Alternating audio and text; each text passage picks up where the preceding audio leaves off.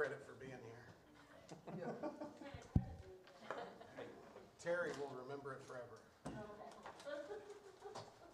Yeah, And in 30 years, when somebody goes, was Autumn at that meeting? Terry will go, yes. I'm afraid in 30 years, all of us will be unable to say where we were. Really, if I could only remember like Terry remembers. Right? I'd be 80-something years old. Terry, we're trying to figure out where the dairy stop was. Where was the dairy stuff? Where Las Fuentes is. Oh, okay. I wish. See? Texaco gas station and the dairy stop was next door to the south of it. I remember Chevrolet used to be over there, and Neil Suzuki, and Dodge dealership. Yeah, so, That was I might be the whole day. the Dodge, yeah, the Dodge dealer.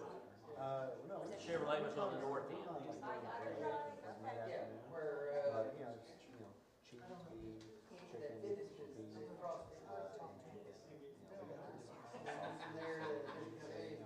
And before it moved down there by chicken or Park cheese Park sauce Street, the and Dodge beef dealer was right next door there. The old city hall where abstract office is. I spent $20 on going to which is part of the ticket. And, got fed It's that, us and I'm like, we're turning this.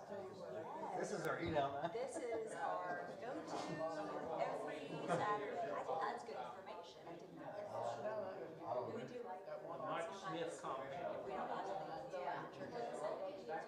the Dodge dealer. Like, it's like working in church, so it's like almost one. So it's like, all right, where do you go? Yep. Kind of across from Arby's. Occasionally. Right. Yeah, on Saturdays, it's already Dairy Queen was kind of across from Arby's, wasn't it? like, I can buy 2 enchiladas or Hey, Courtney, is the HDMI highlighted? And when Arby's was built brand new, that building was pastry freeze. Hamburger place. Ryan taught me that. Yeah, well, it's a computer Right. and just a monitor, so the computer wasn't turned on, just the monitor. There you go. still see one right from the Was it Van Horn? Yeah. Van Horn. He goes, that was over. He used to bring us a bottle of water. I was happy for it.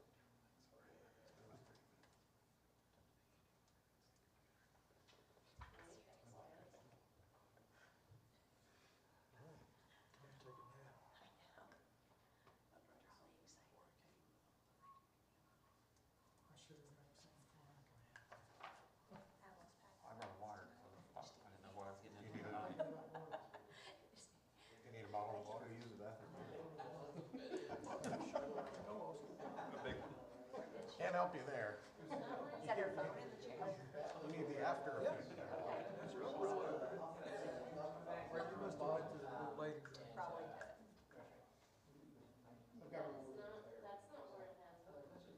That's when it was downtown. No, I think I'm ready. But it moved out there. Good job, Courtney. All right, ready? Are we on? I can't tap anymore. You can't tap over here. Does that make you feel better? Yes. All right. Yeah. Well, we done, Chris? While we're waiting on him, we got the volume turned up on the microphones a little bit, so the sound should be better. Chase and I are still gonna have to make sure we talk a little more directly into the mics, but we're hoping that you guys, we're hoping that you guys are gonna be a lot louder. A lot of the complaints were on this side of the room were a lot more quiet, so just a heads up. Well, we probably want to make sure we're not leaning too far back. Yeah. Bruce was trying to be discreet, he's gonna have to talk louder now, right? Hit the trailer wheel, Yeah. talk louder. He just has a ringing in his ear. Yeah, it's not quiet in here, but the cameras is. Okay.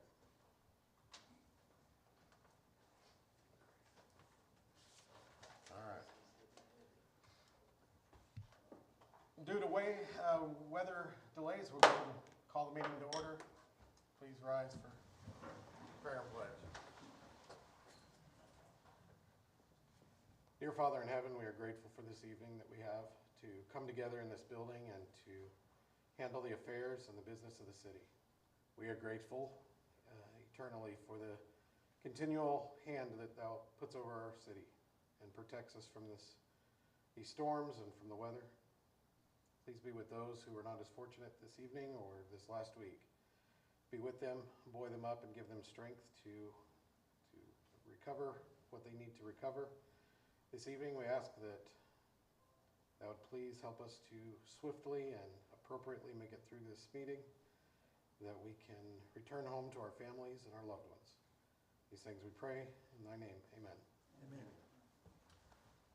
Attention, salute.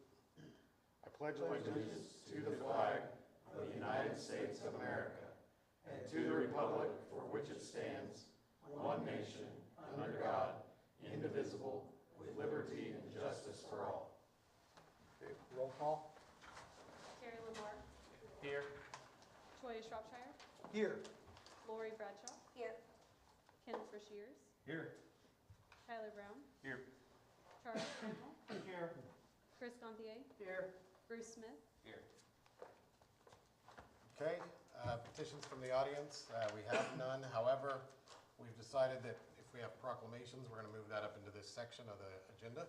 So we will go ahead and do item 2A, approve mayor to sign a proclamation declaring May 23rd, 2024 as Jean Beck Day. So move. A motion from Gantier, Second. second from Choya. You know when you're ready? I'm ready. Go ahead. Lamar, Yes. Shropshire, Yes. Bradshaw, Yes. Rushiers, Yes. Brown, Yes. Trammell, Yes. Gantier, Yes. Smith. Yes. Okay. I'd like to read that proclamation now. So I will say before I read that, we do have, and we will have it available.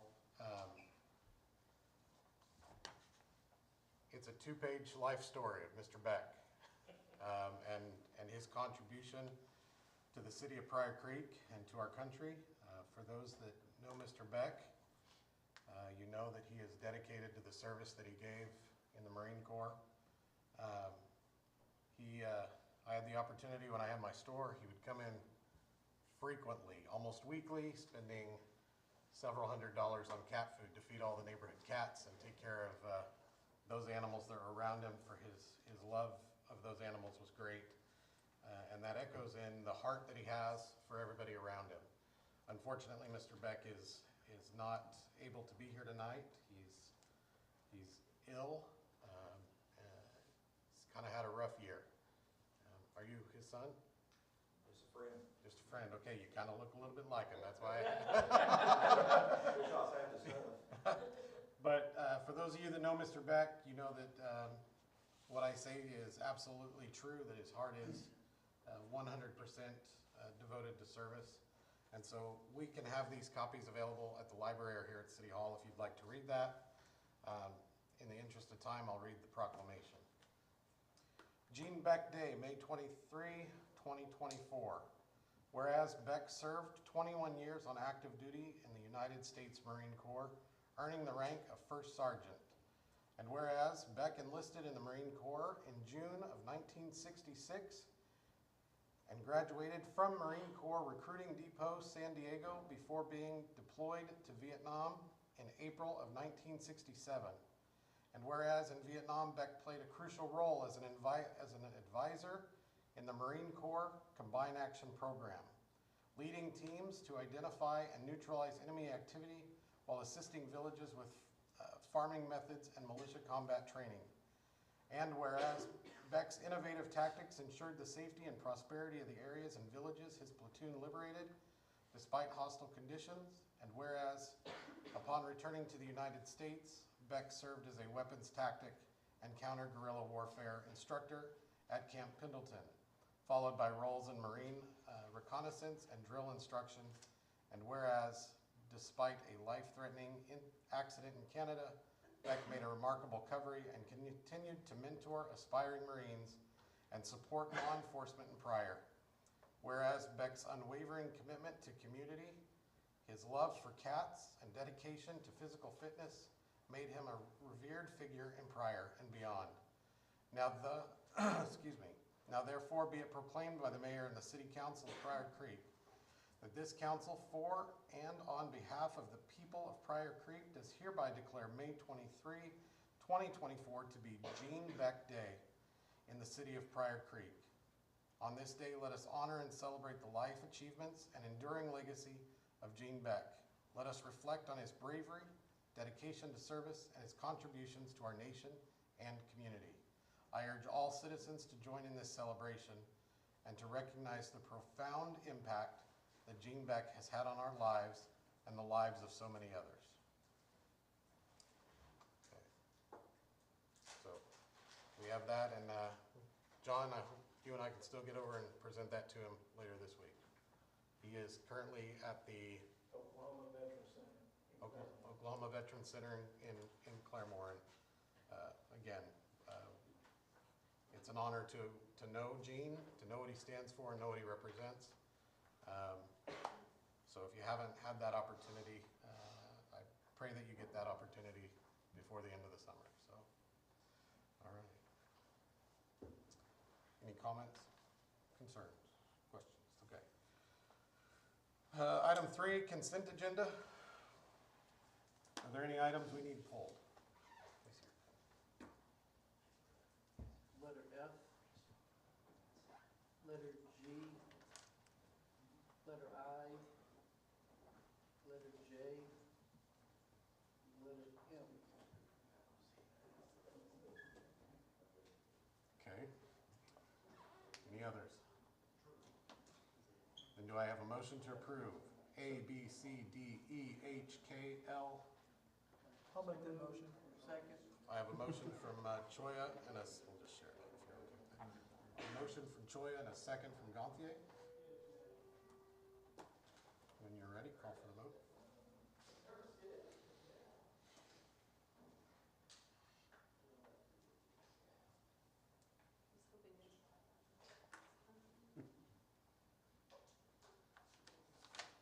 Okay, Shropshire, Yes. Bradshaw, Yes. Rushiers, Yes. Brown, Yes. Trammell, Yes. Gantier, Yes. Smith, Yes. Omar. Yes. Okay, thank you. All right, item F, approve amending the City of Pryor Creek Policy and Procedures Manual. Do I have a motion? Motion. Okay, a motion from Choya, I'll second. second from Brown. Discussion? There was some verbiage in there, some changes that were made. And I didn't get to bring my, my, Chromebook. But, there were some changes made that specifically when somebody retires, certain things were changing and sick leave and something like that. I just wanted some clarification on some of that. Let me pull the packet up so that I have a. Sure. So most of the, based on the information that we got when we discussed this the other day, a lot of the changes that are done in here are to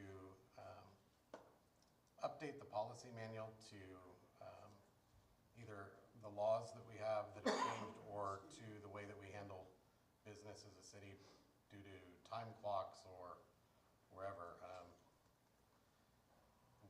We'll just go down through there fairly quick, and we'll start on page 22 of the packet agenda. It's page 12 of the manual. 1-7, distribution of manual. We're now going to give an electronic copy to the employees. An employee may request a printed copy if they want. Typically, we would give the hard copies like most of you got when you were hired. Now we're just going to an electronic. It's quicker and it's easier. Once a little bit further down in 1-8, once approved by the mayor and consented to by the council, modifications of the manual distributed to all city employees. We're scratching with their next paycheck or notification, and just it'll be done by email, so it'll go to their city email rather than a hard copy. Scrolling down, the next change, payroll timesheets. That's just, a lot of the time changes are made on the time clock now, and so those don't need to be written out the way that they have been, and so that'll ease up the work that goes in on Lisa's side. So the change there, hopefully I'm not going too fast. But again, that just designates that the department head or designee will then certify the times through the timekeeping system, not on the paper forms that we used to do.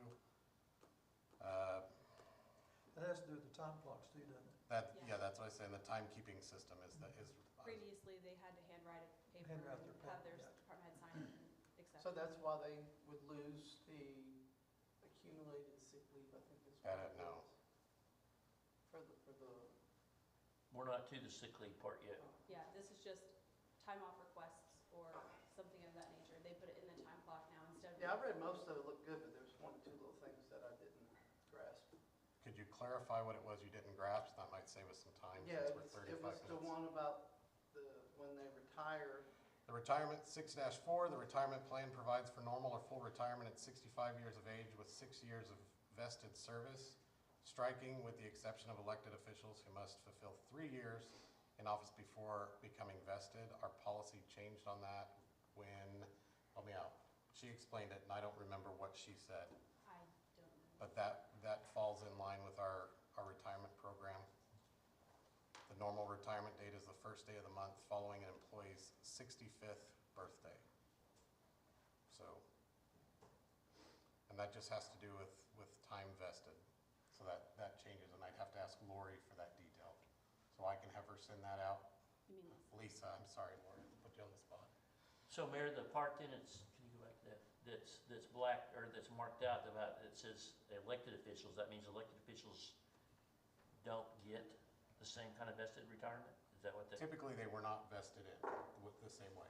So when we set up our, and again, I'll have her email that to you guys to clarify that verbiage. But basically, when we changed our policy previous to even us taking office, that was a change that was in there that just never got changed in the manual. So all we're doing is striking that, and I will have her clarify. I could probably explain, because that's similar to how the judges and district attorneys' pension is, Could you please? if it's moved to 6 instead of elected 3, that's gonna require multiple elections before you vest. That's the purpose of that, is to make sure that the community elects that person multiple times before they vest in retirement. That's the incentive, at least that's how the county is, I assume. City did it for the same So reason. for the elected officials to be vested, then they have to serve how many terms and be a certain age? Where they can draw six retirement? terms, 6 years. Or 6 years, and they have to be at least 65. Before they can start drawing it? Yeah. That So would be in line with the more, rest of the city too. more so the 2-year would be affected by that then. Okay. So, okay, does that help, Mr. Gontier?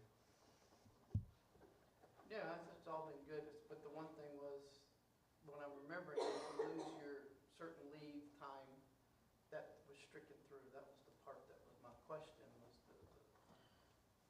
if you're retiring or something, it was a line struck through it. Well, I haven't come across that yet, so let's go on. It's further down. Let's go down chronologically here. It as might we're have been doing. sick leave or something like that. 10-1, vacations of classified employees. We just took out attachment 8 and clarified that, summed it up right there in that ABC. It was just an unnecessary outdated chart. 10-3, vacation computation. Employees shall not be entitled to any vacation leave during the first year of their employment. Took out vacations may be granted in not less than 1 hour increments. Since we don't keep time in 1 hour, we do it in quarter hour. Yeah. That was the change there. So doing the 1 hour was done, unless otherwise approved by the department head. Vacation may not be used if the leave would cause hours in the City of Pryor Creek policy. I'm sorry, in the, man, who's tired? Would cause hours in the standard work week to exceed 40 hours. So in other words, you can't take more vacation than the 40 hours. But that part was already in. Yes. 11-2, we We had Juneteenth, council made that change around the first of the year.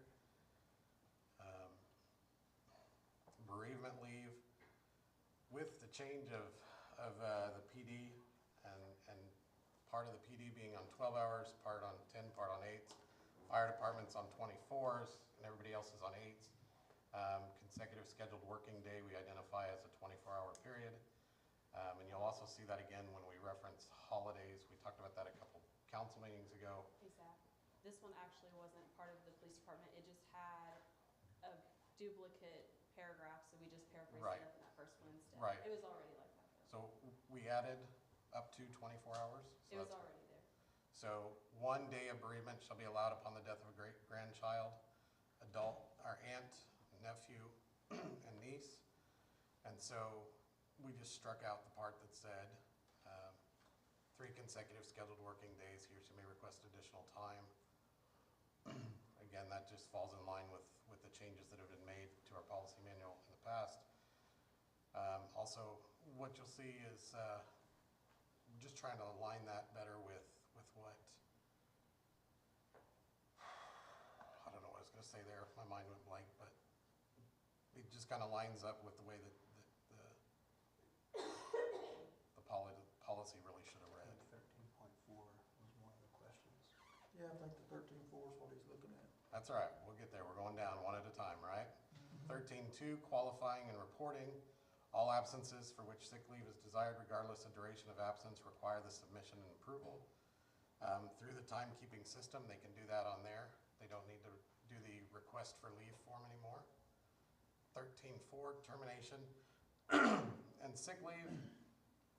When an employee's employment with the city is terminated for any reason other than retirement, any unused accumulation of sick leave shall be canceled. That's pretty common practice. When you're terminated, sick leave doesn't go with you. Things like vacation and such are earned, and that's different. This is strictly that. Choi, how do you word that? Sick It's leave is an actually an insurance. insurance Right, policy. It's yes. insurance policy. Choi has keyed that phrase pretty much, and I think that's appropriate. So the sick leave does not go with you if you are terminated. But if I read it correctly from memory, that at one time, if you retired, it did. Is that what's being taken away? No, other than retirement Yes. is still in there. We're just striking that out. So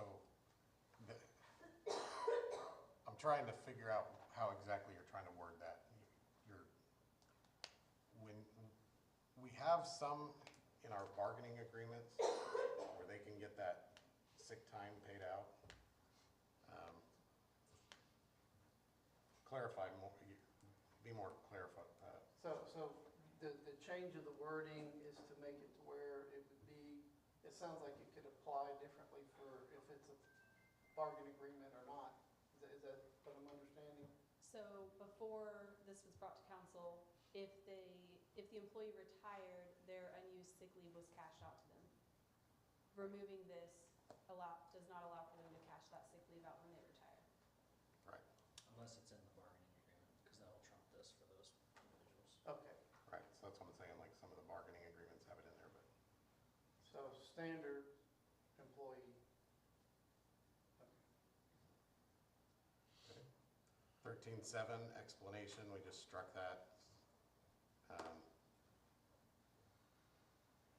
The requests for leave made under provisions of the policy, they do that on the time clock. Now, the mayor, 13.8, item D, the mayor shall determine the amount of donation time or donation leave an employee may receive. Often employees want to donate their time, and so it's the discretion of the mayor how that can be done. We just struck off the part that says, and may authorize an employee to use up to a maximum of 40.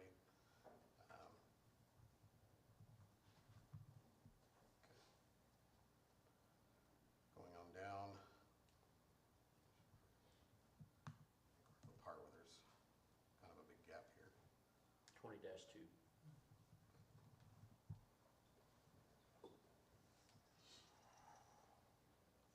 Procedures that requests for travel. Each individual requesting a travel must submit his or her own travel training and reimbursement request form. That's Form 15. You'll see that we combined 15 and 16. It's a little bit of a redundancy on that, and we had some departments that kind of already had their own form that had those combined, and so that form is required to be filled out before that can be done. It also requires my approval before they can book the trip and travel. After item E, after the trip is completed, the approved trip request, the purchase order number, and again, we struck Form 16 because we condensed it with Form 15. You'll see that form at the end of the packet there, at the end of the book. 20-4 again, just because we combined that form, so it's travel training and reimbursement request. You'll see a lot of these, we're just cleaning up the verbiage. 22-2, retirement plan provides for normal or full retirement at 65 years of age with 6 years of vested service, with the exception of elected officials. That goes back to what we talked about before. Just cleaning that up.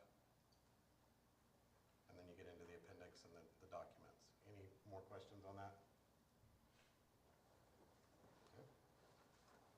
No further questions, call for the vote. Bradshaw, Yes. Rushiers, Yes. Brown, Yes. Trammell, Yes. Gantier, Yes. Smith, Yes. Lamar, Yes. Shropshire. Yes.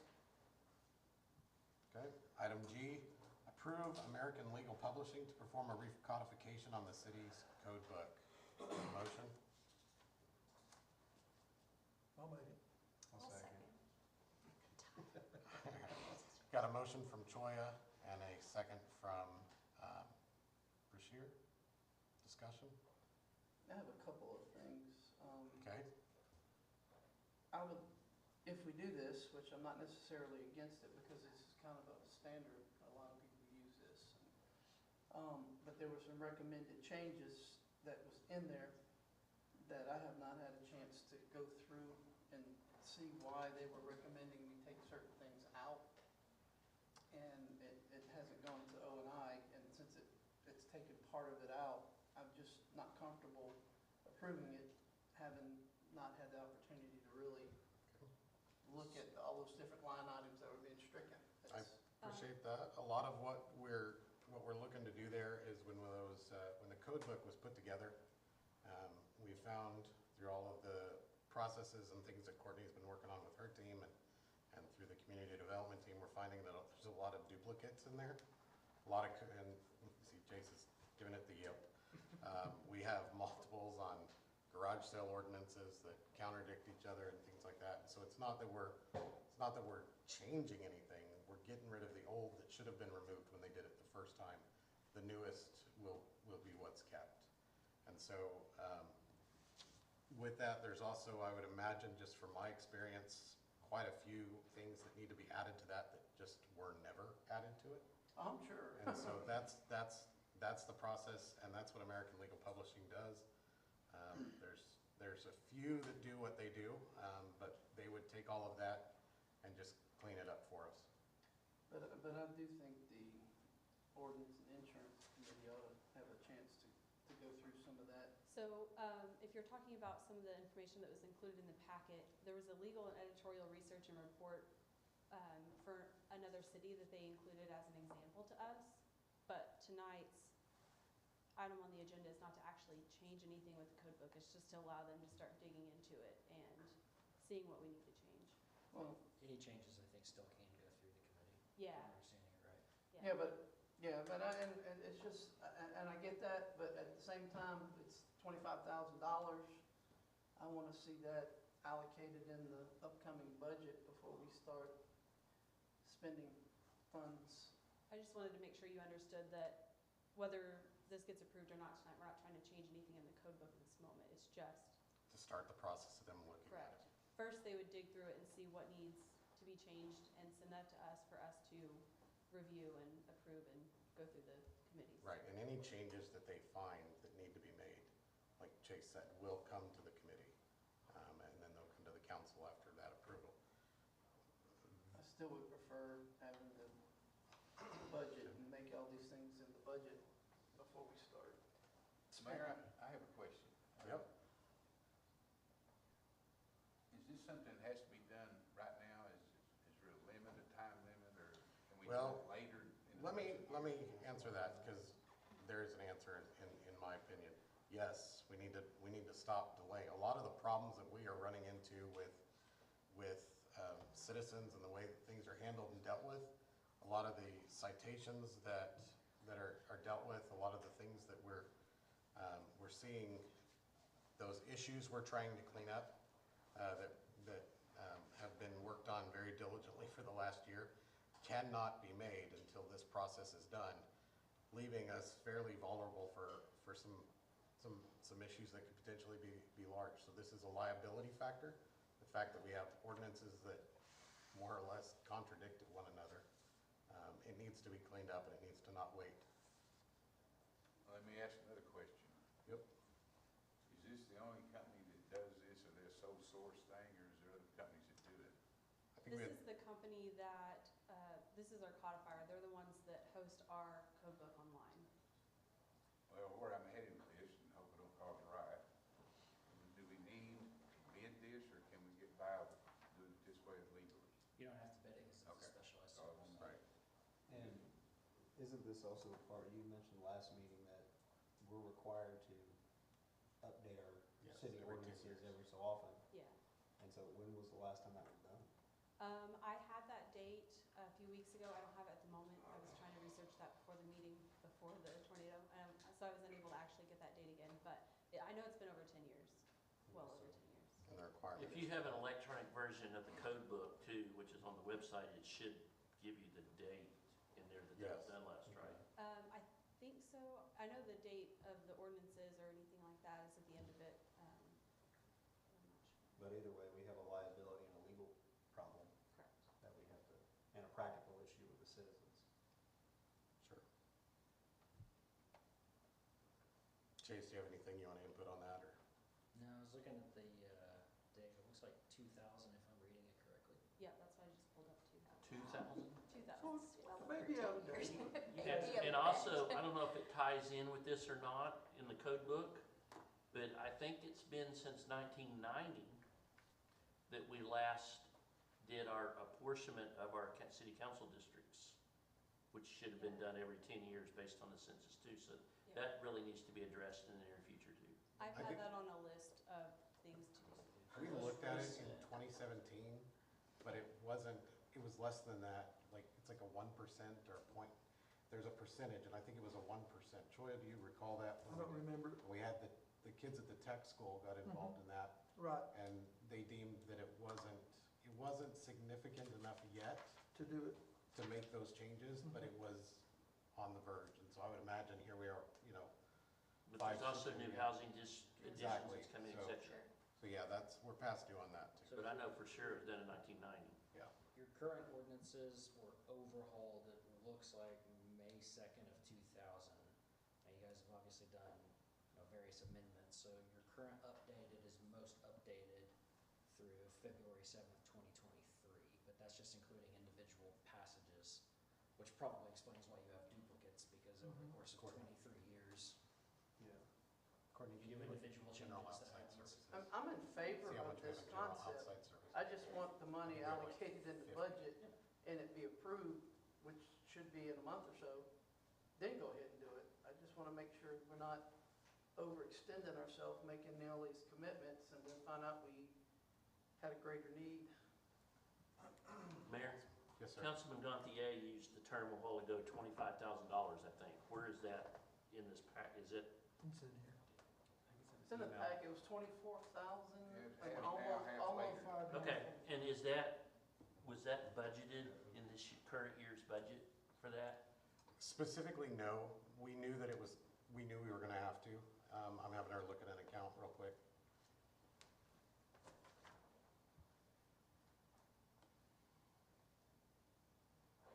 Okay, now that it loaded, that general outside services 02201-5075 currently has $52,934.26. So that's more than likely where that would come from. And that is outside services also include the city attorney's fees? No, city attorney fees are on the city attorney. Okay. Yeah. And doing this, I actually asked Chase what we needed to do to fix this, and he was like, your best bet and the cheapest thing is gonna be to go to the publisher and have them fix it, otherwise. You don't wanna pay me to do this. I want you to pay me to do this. You don't wanna pay me to do this. They do it much cheaper and faster, and I think it takes them close to a year sometimes. Yeah, I think that's what they said. To overhaul an entire thing, you're in 346 pages is how long your code book is. It's actually 1,200 is what they estimated our page count at. Maybe they do a different font. So, to answer your question, there, would you say 56,000 in that account? And that's the account that would be appropriate for doing that out of? 52,000. 52,000, so there's sufficient funds in that account for that. Further questions? Call for the vote? Brashears, Yes.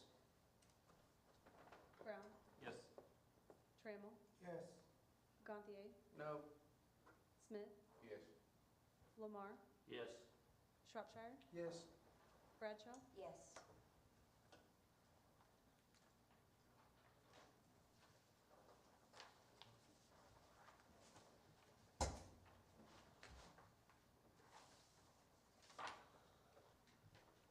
Okay, item I, approve the mayor to sign the SRO contract between the city of Pryor Creek and Pryor Public Schools for 2024-2025. I'd like to explain the changes that were made, if that is approved to discuss. I'll make a motion. Motion from Second. Brashear, second from Gantier. Okay, thank you. As we being Chief Cantrell and I reached out to the school with the promised changes that you guys all requested last council meeting. The school was quick to respond and for the most part on board with things.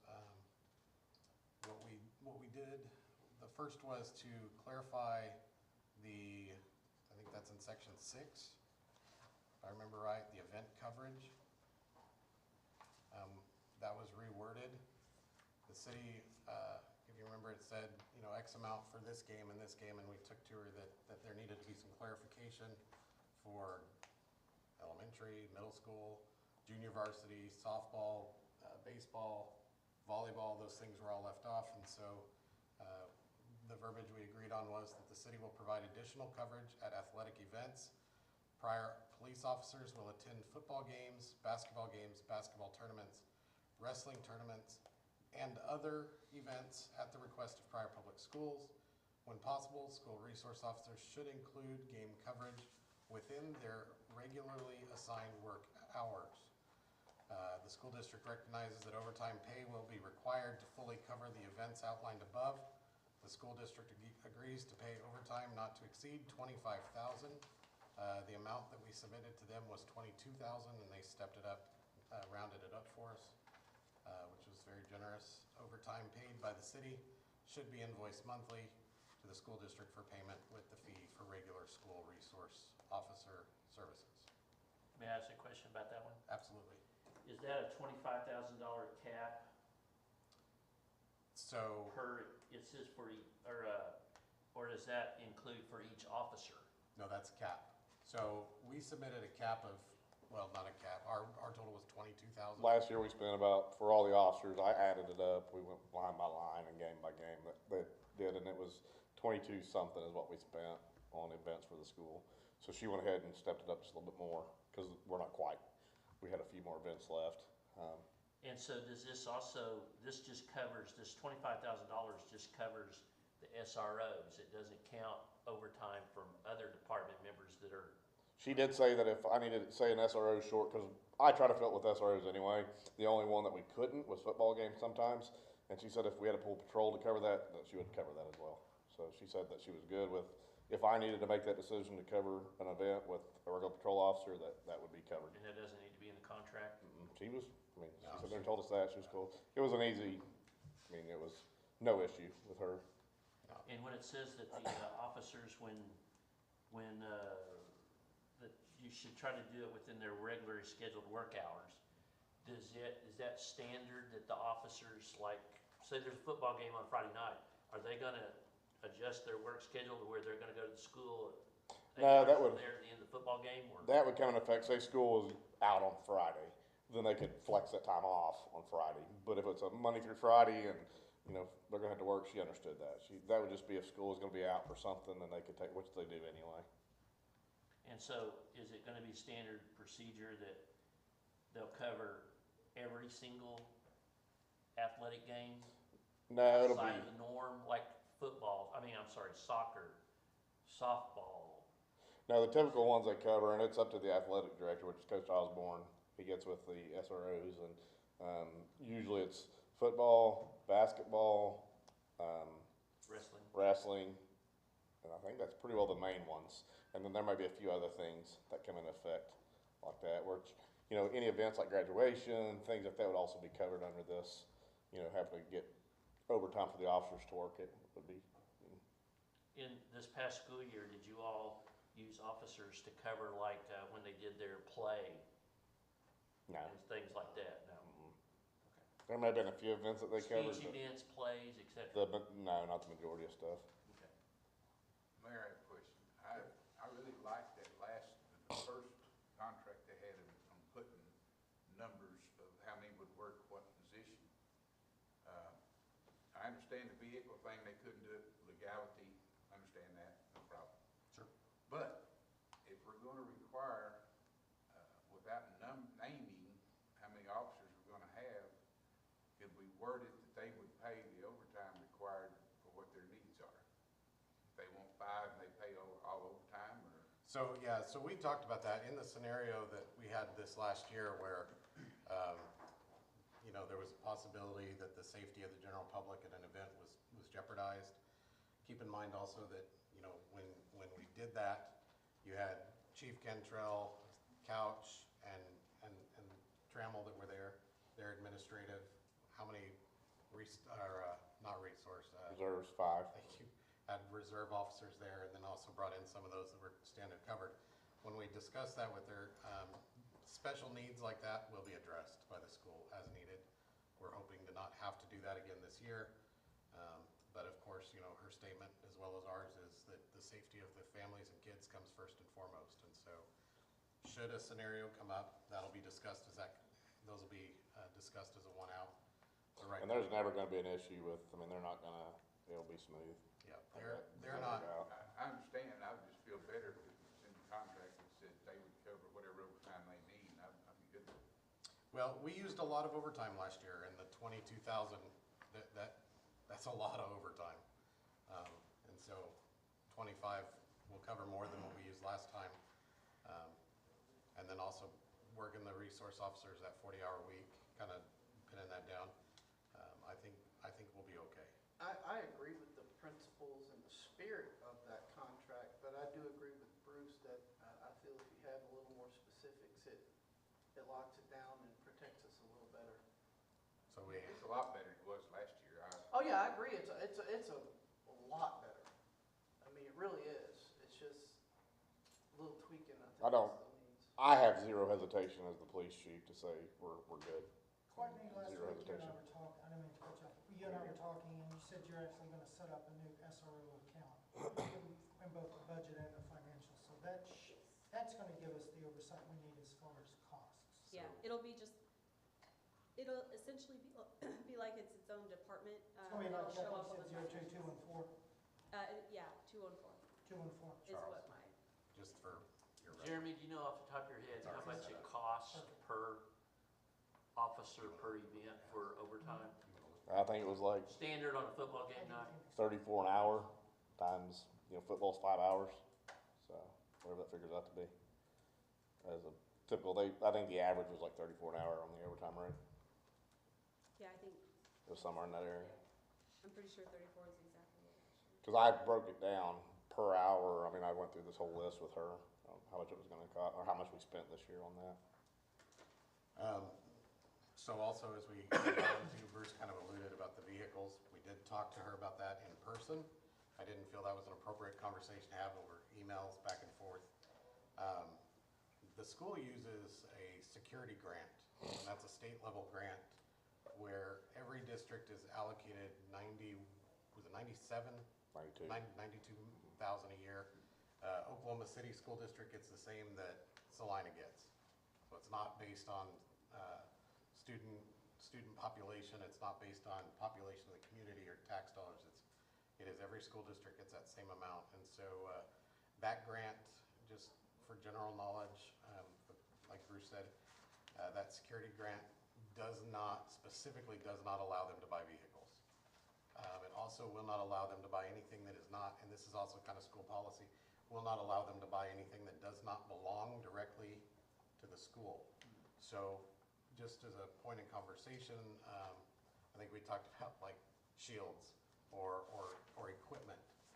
If that was bought with that security money, which is allowed, it would have to stay at the school in that SRO's office. And so, you know, the question, of course, in small conversation was, well, what if we need it? Like if we have something drastic in the community. And Dr. Miller was very, very open, said, well, if you need a shield for something big, we'll just let you use the shields, but they belong to the school and they stay with the school. So, you know, understanding that relationship with the school, that they are 100% being team players about everything, and they do what they want. We just, the snag there is that grant that they're using will not allow it, and their policy will not allow it. So, any further questions? There was one other change, Yeah. and it was just more clarification than anything. I'm not necessarily questioning it. Sure. Paragraph 2, the term, the one in the packet at the last council meeting said the term of this contract will commence on the first day of the school for 2024-25 school year and will terminate on the last day of the school for the 2024-2025 school year. That has been stricken from the new one, the words "and will terminate on the last day of this school."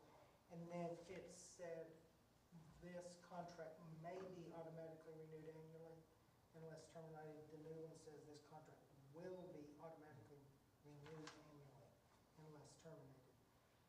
Do we still have the flexibility to come in each year and review this? Yes, As so- this council? So that refers to paragraph 11, so you can terminate by giving a 30-day notice, so that's what we would do is terminate. Well, then let me rephrase my question. Would we have to terminate this to do a second review?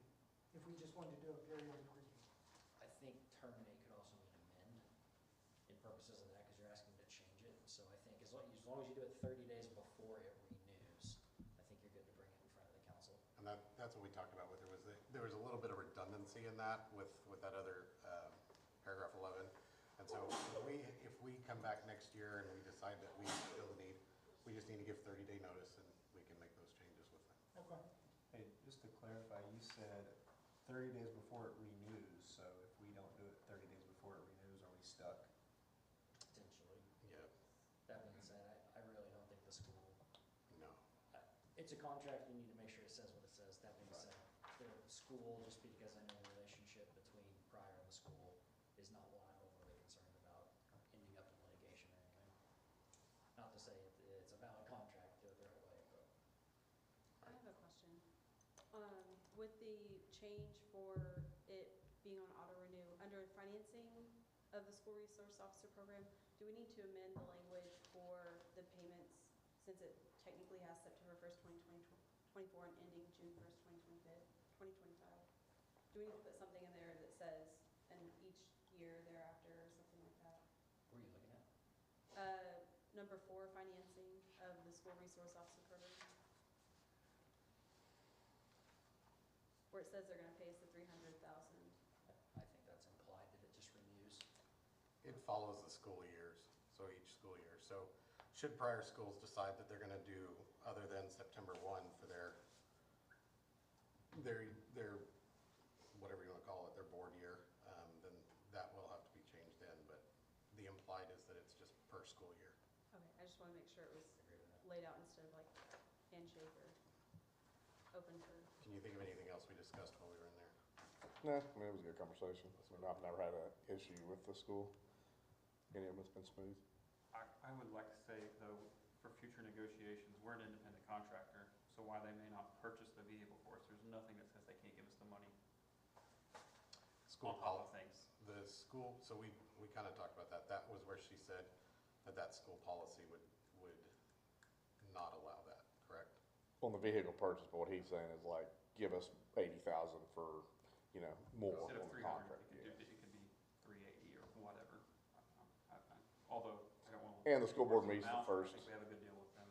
School board meets the first of every month, so that's not something, I could always get on there and speak to them again prior to, the end of this. Negotiation for next year. Correct. Now, I will let the council know that she was very, very to the point at the end of our conversation, that should this lean too far to the school's direction, she realizes that she can do this job cheaper.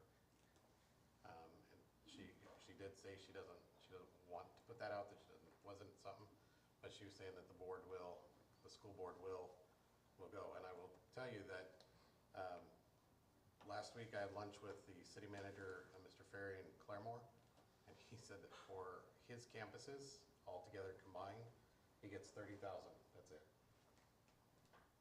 So, I was talking to Salina's mayor today, and they use Mays County, and Mays County is a flat rate of, I believe he said 40,000, and you just get them, they don't have any give and take on what they do, so. In fact, that's exactly what happened in Salina, was they did use Salina PD and they canceled. So again, we want to nurture that relationship with Pryor Public Schools. The partnership is healthy, the networking is now healthy. So again, they were grateful to enter into this contract again with us. Very grateful for the services that have been provided for the years leading up to this contract, so. It's I good would news. just say, we just need to make sure when it comes to renew that if we need to review it for anything, that it's on the agenda well Oh, yeah. in advance. And that's pretty, Chase, when you say pretty common verbiage for most contracts like that, the auto renew and, yeah. And just, Are you good with Otherwise, our protection of the auto renew? I'm good with the auto renew. Okay. I was just gonna bring up something real quick so we're down in SRO, at one of the schools, we've got temporary fix in there. She's not staying past the summer, and I can explain that later, and, if we need to go to executive session or something about it. But that being said, that Lincoln spot is gonna be open, and I'm gonna have to fill it with somebody. I will know, hopefully by the end of this week, if Highway Patrol is hiring up to 3 of my guys. They should have that letter of intent by the end of this week, so that will let me know. If that's the case, then it would be one of those new hires that would come for, so just FYI. And I don't know about GRDA when they're hiring for sure, but anyway. Thank you. Further comments, questions on the contract? None, call for the vote. Brown, Yes. Trammell, Yes. Gantier, Yes. Smith, Yes. Lamar, Yes. Shropshire, Yes. Bradshaw, Yes. Rushiers. Yes. Item J, approve accepting a donation from Mesta of a 2008 Sterling Bullet ambulance, VIN number 3F6WJ66A38G 352880. This will be used to support the Pryor Creek Police Department search warrant team. Motion. Motion from Choya, Second. second from Brashear. So what this is, so we've got the search warrant team that we've been using in conjunction with GRDA, the sheriff's office. Mesta is on that. Brad Reed is he's the director of Mesta, is on that search warrant team with the guys. And so they see a need, if you do a search warrant, you meet at the PD, but then we go close to the location and everybody piles in a Tahoe. So your lead team, your entry team gets in one Tahoe. Well, if you have ever been in a Tahoe, there's not much room. So you've got 6 guys, and half of them are right in the back with the hatch open. Just not a safe way to do it. Brad Reed had this ambulance, and he said it's, mechanically sound. They're taking it off just because the shocks are rough for a patient care. So it's not good for that. But as far as what we would need it for, maybe once a month, it'll be perfect. The guys went out and looked at it, drove it, and they're surplusing it and basically giving it to us. My deal with that is if it ever costs us money, we can surplus it, get rid of it, offer it back to them or sell it, so. What kind of money are you gonna have to outfit it? Nothing, it's all rigged out. we'll strip it off, you know, the Mesta stripes, and if we wanted to put our striping or our badge on it, we could, but you're looking at $600. As far as benches or something, if they want to put something in, they'll build it themselves with wood or something like that. So it's ready to go as far as what they would need it for. What's the mileage on it? I don't even know. I didn't go out there and look at it. It's a diesel motor. So and they said it's sound. Like I said, if it ever gives us any issues and it's gonna cost us money, we just get rid of it. Yeah, I was about to say, I know it's obviously not gonna see the use that they would obviously use it for, but anytime you throw a diesel into the shop, that's a $10,000 charge almost instantly, so. Yeah, and that's easy. I mean, if it is gonna be something like that, I'll get rid of it. We're also looking at the RDA, they've got a van that actually is even better. They're going up their chain. There's a van and an undercover car that they're looking at surplusing to give us, but they've got to get approval through their higher ups to do it. So this, like I said, maybe once a month, this thing would get used, and it's a lot better putting them in that than it would be putting them in the back of the Tahoe. Does the sheriff's office have a vehicle similar to this too? No. So when you say it's only gonna be used maybe once a month, I mean, are you going, since you've got a search warrant team and other agencies help you, are you gonna offer this vehicle for other, If we were West County on? no, if we were helping them, like we helped one north of town, we would, but it's our insurance, so if, it would be us driving it, so it'd be just a local thing, not all over the county. They'll use this local stuff, but they don't use us that often. And do you have any kind of indication of the maintenance problems and maintenance record with it? Brad said it was good mechanically sound. They went out there and he's been on our team with us, so I He's don't. the one trying to get rid of it too. We surplus it out there. I mean, if it gives us issues, we just surplus it and get rid of it. I mean, it's an easy fix. So You're not Mesta paying just put one anything into for it. service. You're not paying anything for it. Correct, it's free. What's the insurance gonna be on it? I don't know the exact cost, but I know putting insurance on Buddy's giant dump truck was like less than $200 for the year. So I assume it's gonna be less than that. I know you can use it, but you don't have to have it. If you got it, you'd use it, but you could live without it. Money's in my mind. Yeah, but I mean, unless you want to give us a Bearcat. I mean, we'll take a Bearcat if you want to get us one of those. You ain't gonna ask for helicopter, right? I might if you'll give it to us. No, this is, No, I'm glad they're offering it, but I'm just wondering what the expense is gonna be. We just bought 3 new police cars, and the argument was they had high mileage and high maintenance. Now we're gonna turn around and take one. this is something that's getting driven once a month. So it's only getting driven once a month, so it's not gonna be a It's not a vehicle. pursuit. How many officers would you, if for some reason it hit the fan, and how many officers could you fit in? You could fit probably 6 in the back and 2 in the front, so 8 easily. So Comfortably. instead of shoving people. Cramming them in the back of the Tahoe where they're sitting there with the hatch bouncing on them. They can actually get in there and sit down. But if it turns into an absolute money pit, then. Yeah, we'll get rid of Yeah, it. that's my concern. I'm not opposed to having this. Yeah. I just know we don't have the resources. to Correct, I mean, and start soaking in. we're looking at that budget, so if I see something that's gonna eat our budget, I'm not gonna do it. So, other than changing the decals and stripping it off, there won't be any radios, no sirens, no lights, everything's good. So we got everything in it, we can put one of our old radios in it that we need to, the 800 That's radio. what I'm thinking about the Mhm. cost of it. So, no, everything be set up on it. I think we were thinking that $20,000 it costs to have. Yeah, no, it's, a Bearcat. no equipment or like that gonna be in it. Like I said, anything that they would put in the back, they could build themselves. It would be minimal cost. We could take out of a drug forfeiture fund, since it's for that team, you know, that they would need to do. Like a couple of church pews. Correct. Further discussion? If none, we'll call for the vote. Trammell, Yes. Gantier, Yes. Smith, Yes. Lamar, Yes. Shropshire, Yes. Bradshaw, Yes. Rushiers, Yes. Brown, Yes. Item M, approve the park department. Jeremy, you're good. Oh, okay. I mean, unless you want us to talk for Frank. He just used to being up there all night. Approve the park department to accept applications for a full-time employee to replace an employee retiring June 28th, 2024, and that is at the cemetery. That is not at the park. Do you have a motion? Motion. A motion from Bradshaw and a second from Brown. Discussion?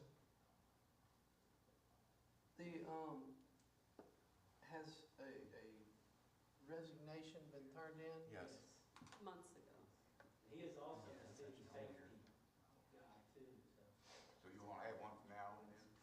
have to appoint another one. We're back to where we always are at. Is there any way, until we figure out where our budget's at, that we could hire a temp to do this job to get through till we see what we're So, Frank, you can come up if you want.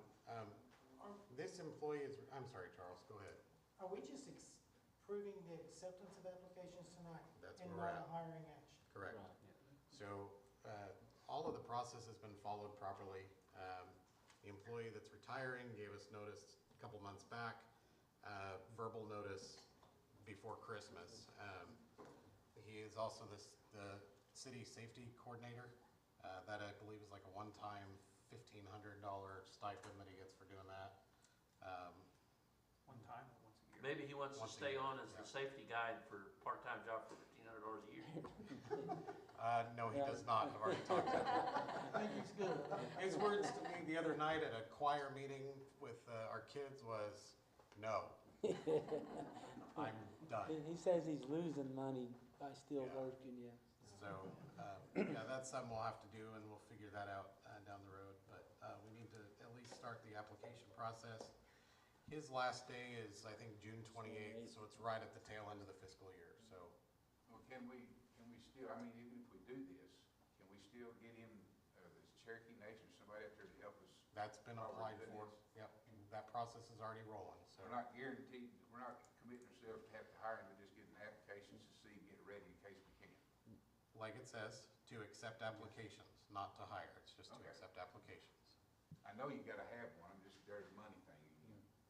Yeah, I want to see where we are financially. It's not a lack of giving you the resources. I just want to make sure we're not promising you something that we can't deliver.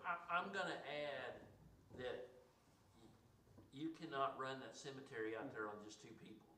Now, granted, if you do get, you're talking about a $10 an hour part-time temp, the people that work out there at the cemetery have to be trained Yeah. on how to operate a backhoe, dump trucks, mowing machines. And the And that just paperwork. can't, you just can't take somebody off of, you just can't take anybody that's not experienced backhoe operator and be able to navigate between tombstones and graves out there to dig a grave. So it's gonna take a skilled laborer that is familiar with this equipment and not just counting on a temp hire. Also, this is, and I think this is what you're getting ready to say, this employee is also the one that does a lot of the computer work out there, Mhm. the coordination, man, you talk People about, don't realize how much paperwork that there is with the cemetery. and He so, does about 90% of it, and then Darla does the remaining 10%. Well, Frank, how many and also- employees have you got at the park? Me and two, just, You and two? yeah, and then There's three three at the cemetery. cemetery. But those are two separate departments. So if I got one go down or vacation or whatever, and I have to pull for any length of time from the park, or I go out there, then you're shorthanding the park. But the cemetery's that's more important. I mean, the park, but the cemetery. Most of the job out there though is keeping grass cut, making it look nice. I know that Yeah, one of there's much more to Till it you have than a just funeral mowing and you grass. don't want a yeah. backhoe over there digging into Aunt Tilly's what about, let's casket. talk about You weekends. take that backhoe these last 2 weeks, with all this rain we got up on that hill, let's see, I do that and dig Okay, a hole. there's still two there can do that, right? Yeah, but you gotta have a Okay, dump you truck, got but two. that's what I'm saying, if one goes down and sit, not everybody I got could handle doing that. That's what I'm asking, trying to figure Yeah. out. I know you need three, I don't Yeah. doubt that. Yeah, and then, this is kinda minor, but, we also mow the soccer fields, and it's been, so if we don't replace him, we're not mowing soccer fields. So when Frank and I looked at this morning, was this morning, correct? Yeah. We looked at the steps and ranges, and Yeah. this one is a He's an A operator, so the next guy may only be a laborer or B, so you're gonna save, it was about $15,000 either way on a budgeted position. Who's gonna drive the backhoe then? You, Like, like I said, well, Charlie, we gotta have like I said, the skilled other people two now to done do that. most of the digging. With him, he was more of the dump truck guy and office guy. And like I said, the office is what I'm more worried about. So is that a sexton's job, basically? Is that what that would be? Yes, I mean, I can go out there and cover a lot of it, and it's been a long time. Frank can go old school, go up on the side of the hill, Yeah, but still, it's just, I don't know, it's just, you're gonna be that, you're gonna have 4 guys to run 2 departments. And So Frank, if you're gonna take applications now, when would you anticipate coming back? The last to time ask I somebody to took hire? applications at the park, I had to run them twice, because I got no applicants. So I don't know what to expect. That's why we're wanting to do this now, because I don't know what to expect anymore. Well, it would be nice too if we found the one, Yeah. to have them in to overlay some of this Yeah. computer training and things that this employees do. That was the goal, was to actually have Charlie train the guy for a little bit, you know. What's this position gonna pay? Cause you're talking about somebody who can run the heavy machinery. Well, if it's who can do labor, that. labor's Was is what, like 31. 31, and if I get a B operator guy, it's like 35. Very seldom you get an A operator right off the bat, you know. Which is what he, I'll show you that, this wages sheet, how that works. Mr. Mayor, I call for the vote. Thank you, sir. Call. So the motion is To approve. applications. Mhm. That's exactly how it's worded, Chris. I apologize, there's confusion on accepting applications, but yes. accept and applications. it would actually be for No the confusion, I'm cemetery. just making sure that nobody assumes that just because we're accepting applications. That would be the only other thing on Thank the, you. Oh, Go I ahead. see what you're saying. yeah. It He's says, saying that there's scrivener's error. It says approve the park department to accept applications. Yeah, but it should I be noted that at the cemetery beginning. department. So That it was for the cemetery, yes. if Bradshaw and Brown are okay with me noting that scrivener's error, Yes. Yes. thank you. Okay, go ahead with that vote. Are we ready for the vote? Is that what you Yeah, said? yeah, go ahead. Gantier, Yes. Smith, Yes. Lamar, Yes. Shropshire, Yes. Bradshaw, Yes. Yes. Rushiers, Brown, Yes. Trammell, Yes. Item 4, Mayor's Report, discussion and possible action regarding a 2-week interval between the presentation of the final budget to the city council and final approval of the budget by city council.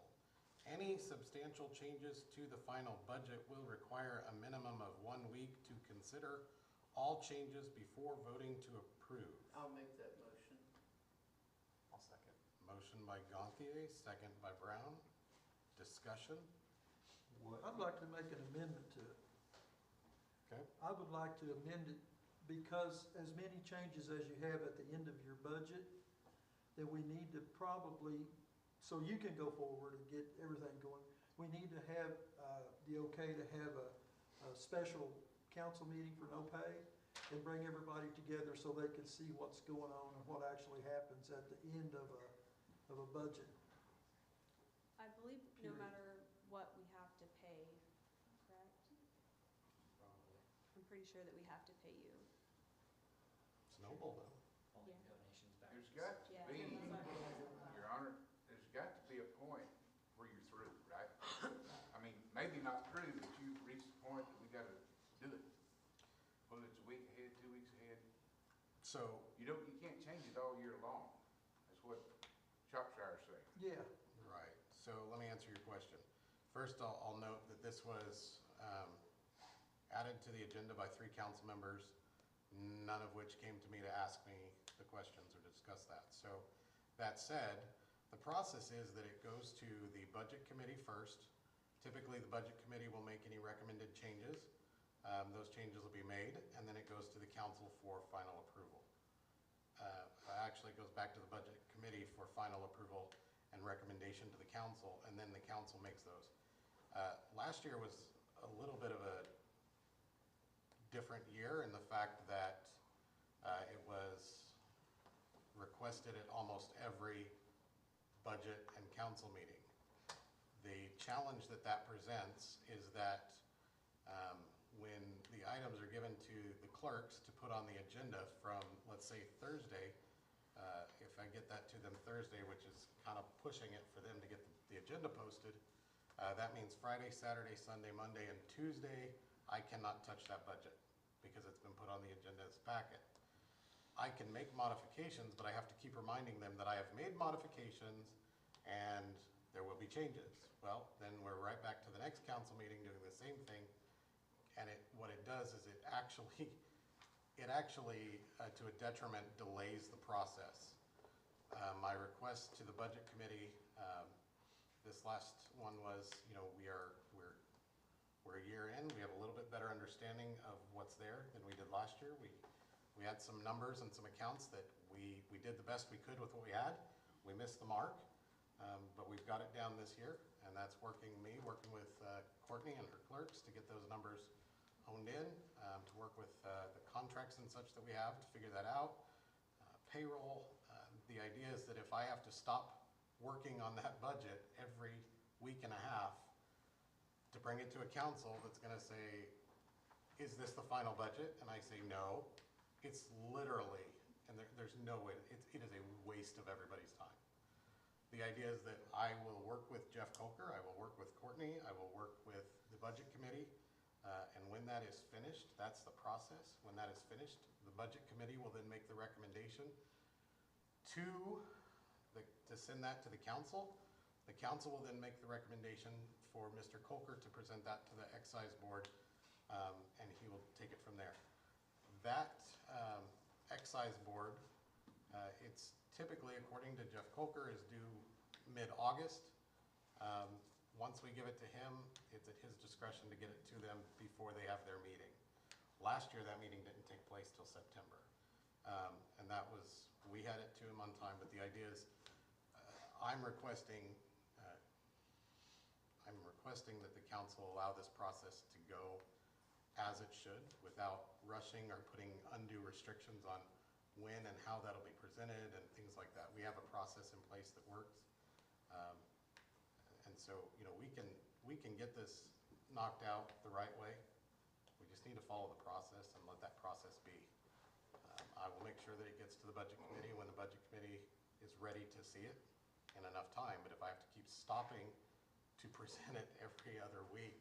That's not the intention. Mine either. This is the final budget when you want us to vote on approving it, that we have time to digest it. And I will say that this did not happen in your administration. I'm being clear on that, but I want to make sure it never happens again. Not saying you would or wouldn't, but it's a procedure that we need to have. So my recommendation We had is, 8 major changes in a budget, and the mayor then did not even tell us the changes were made. so my recommendation to the council as a whole is, if you do not sit on the budget committee and you see that the budget committee's agenda has listed on it to final review of that budget, start looking at it. It'll be in the packet. And then you know that if they approve it, that it's coming to you. And typically, we don't have a budget meeting immediately followed by a council meeting. Can we, I'm trying to get back to a special meeting again.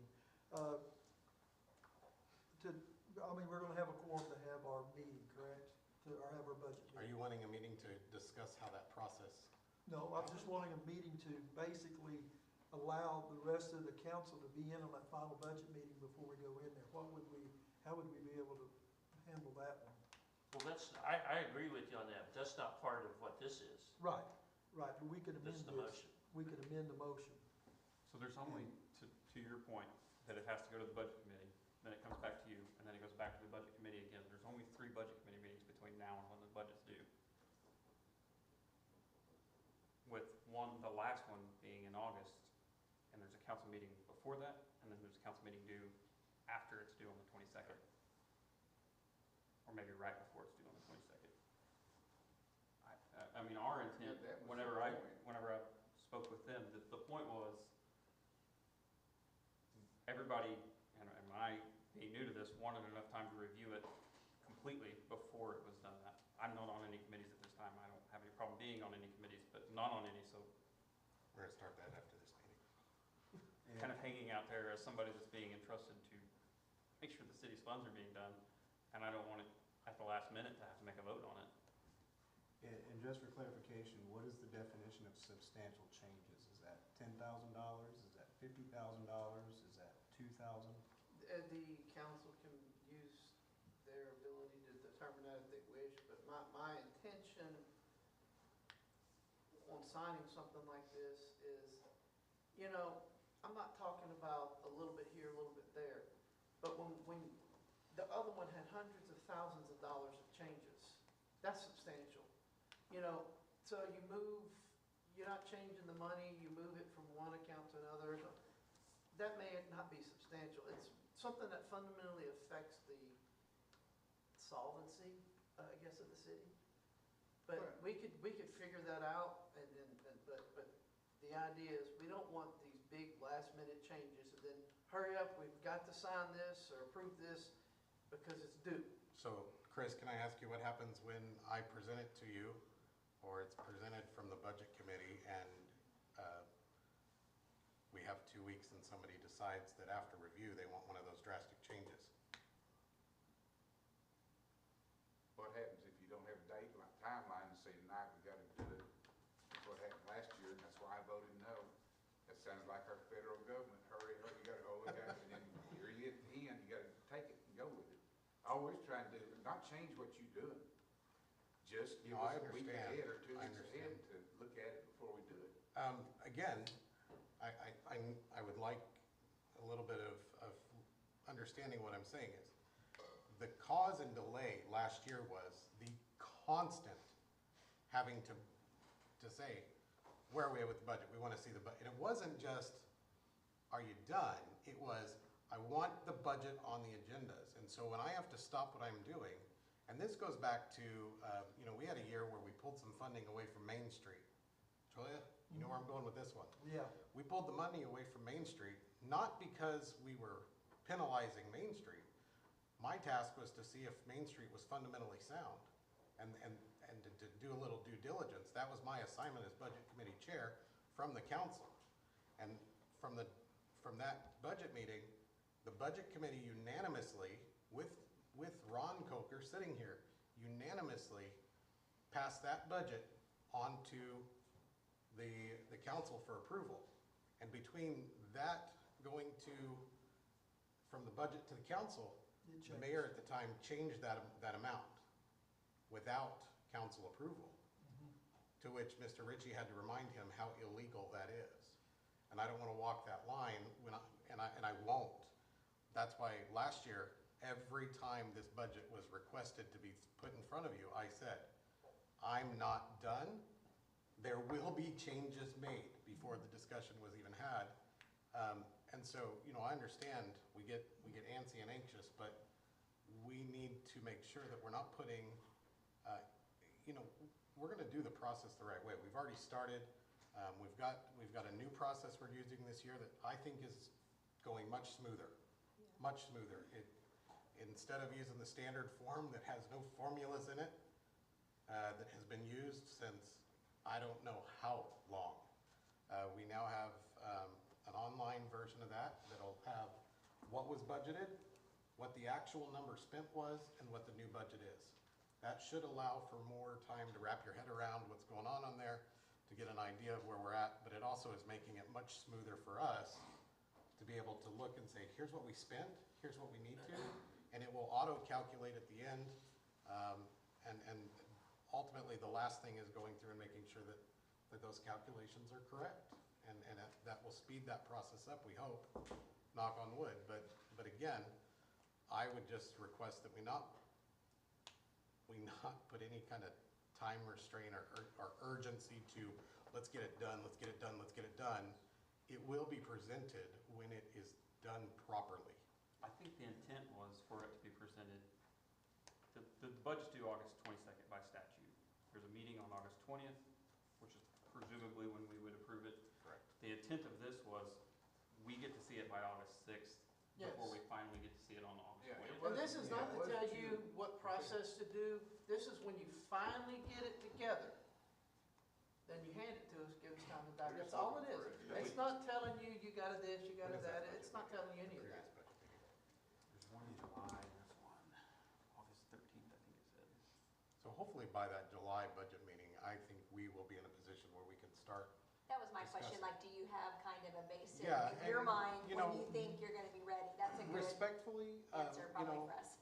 so that we're not dealing with quorum issues and things like that, there will be an opportunity for me to bring everybody in and discuss the budget one-on-one to address your personal issues. Okay. I have always had an open door, and I always will have an open door. If you don't show up, that's on you. But we So- will discuss that if we need to. That was fun. So if we say, put a date on this like August the 6th, would that help? And that's just for presentation, it's not for final approval or anything else. For how we worded it was, we just want to see it 2 weeks before it would be presented for final approval, at least. I will do my best to get it to the council as quick as possible. I also am at the mercy of numbers, at the finalization of numbers. I'm at the mercy of Jeff reviewing statutes and things that could have changed. There's a lot that is at play there. If you've never been a part of putting together one of these, I would suggest you ask a lot of questions. We also still have to wait for our new health insurance premiums and stuff to be nailed down so that we can calculate those expenditures. We'll have a good idea, but we have to wait for the finals. Right. So Well, Mayor, that was the whole purpose. It wasn't bugging you about getting it done. It was just, can you get it done by this date so we can look at it before it's due? That was the whole thing. Right, so, and again, I understand what you're saying. I've talked plenty about that with Mr. Brown over here and heard. I just don't want to get into a scenario, much like item M in the agenda, where we're questioning the intent, and I don't want to get down to the end of that and you guys go, well, it's 2 weeks, where's the budget? And I'm going, I'm waiting on a final number. I will get that to you as fast as it behooves me to get it done sooner. It Also, doesn't, go ahead. sorry, I didn't mean to interrupt. With Cassell Online, I know you guys have trouble accessing it at home sometimes, depending on the type of Wi-Fi network you have, but you actually are able to see the budget as it progresses that we enter, as we enter it into Cassell through the progression, with us actually utilizing this like we're supposed to. We enter it in at every step, so like the department head submits what they want, then I'll enter in basically the mayor's recommendations for any changes, and then once budget committee approves it, it'd be entered in there, and just like every step of the way it's entered in, so you guys would be able to see that as well. Right, I so haven't- that's what I'm kind of thinking too, because when you mentioned that you're gonna be presenting it at that budget meeting and everyone has access to that Correct. information, so everyone would have a week in theory to look at that if it's presented to the budget. Correct. We would not be able to discuss it, though. Not until the next meeting. Unless you came into my office and discussed it with me. Well, yes. So, and that's always an avenue that's available. Is the method that you're gonna present the budget to us to review gonna be done like it was, let's say, 2 years ago? It's a spreadsheet, right? No, it'll be what we are entering into Cassell every step of the way. It'll be a new way to look at it. Yeah, It'll so kind of look like our financial I statements. don't have a way to kind of show you. Okay. I've got it pulled up right here. I don't have any numbers in yet for park, but basically I've got all of the account numbers, the title of that line. And keep in mind also with this process, excuse me, with this process, we're inactivating accounts that haven't been used, cleaning up, you look at, I think. I brought up some of those in the past. Right, It's- so like that Frank's makes got sense. two park clothing allowances. We don't need 2 park clothing allowances. In fact, his comment was get rid of both. And so as we go through and we clean those things up, rename what needs to be renamed, that like our codes and things in our code book haven't been done for, you name it. We started using Cassell in 2000 as well, so that answers your question. But Are going you happy with that system? Is it working just all the bells and whistles is perfect? It's not perfect, but you're not gonna have a software that is perfect. Now that we know how to utilize it more, and I know what the capabilities are as far as the budget stuff goes, it's perfectly fine. The spreadsheet that he's talking about is for us to like work on, and then the official budget Right. information will be entered into Excel like it's it'll be supposed to. easier for her to plug it in. Yes. It also, what we're doing allows her and I to communicate with comments almost instantly in real time. So, Yeah, for, it's at 4 o'clock in the morning. right, so, yes, but it's using the resources that we have and the resources that you guys approved earlier in the fiscal year. we're moving decent, at a decent speed, so. Yes. Further questions? If we were to present this, should we amend our motion to a specific date? Yeah, the issue that I'm trying to wrap my mind around is I understand having an interval between its presentation and actually finally approving it. But with there already being only 2 council meetings a month, if it's done by that first council meeting, there's gonna be 2 weeks already. And I'm wondering about, I'm trying to wrap my mind around understanding that second part. What second part? The second part of the item, Any substantial change? yeah. That would only be if we heard the budget, discussed it, and then a week or 2 later, right before the budget comes out, there's some major change. Right. That's almost But, very, very unlikely, I think that would ever even come into play. but of course, But it did under a previous administration. And so it's just a safeguard. I don't expect it to be needed, it's just a safeguard. okay, well, just because we're also legally required to have it done by August 22nd. So if we create a problem for ourselves, I mean, what's that gonna do? Yeah, this whole thing was nothing, it's not how he's doing the budget, and they've got computers, they'll tell you it's a lot better, everything's become, we just would like to have a date before the final date to look at it, to have it through by then. It's just too big of a impact to not give due diligence, that's all. I wanna make That's sure all we it was. understand, it's not, you know, if we have a question, we got, we can go run down, if we see something, it gives us the time to go talk to the mayor, mayor, I don't understand about this, that, and that. Whereas if you don't have that time, it's awkward. And If you put it out, if you put a budget out on the agenda, then it's locked until we vote on it? I can't make any changes on it till after you vote on it. Is there a way that we could reword that? Where that is just where we're at now, sort of a, could you say that some way? How could you? I would rather not. I'd rather not have somebody decide that they want it on every meeting like we did last year.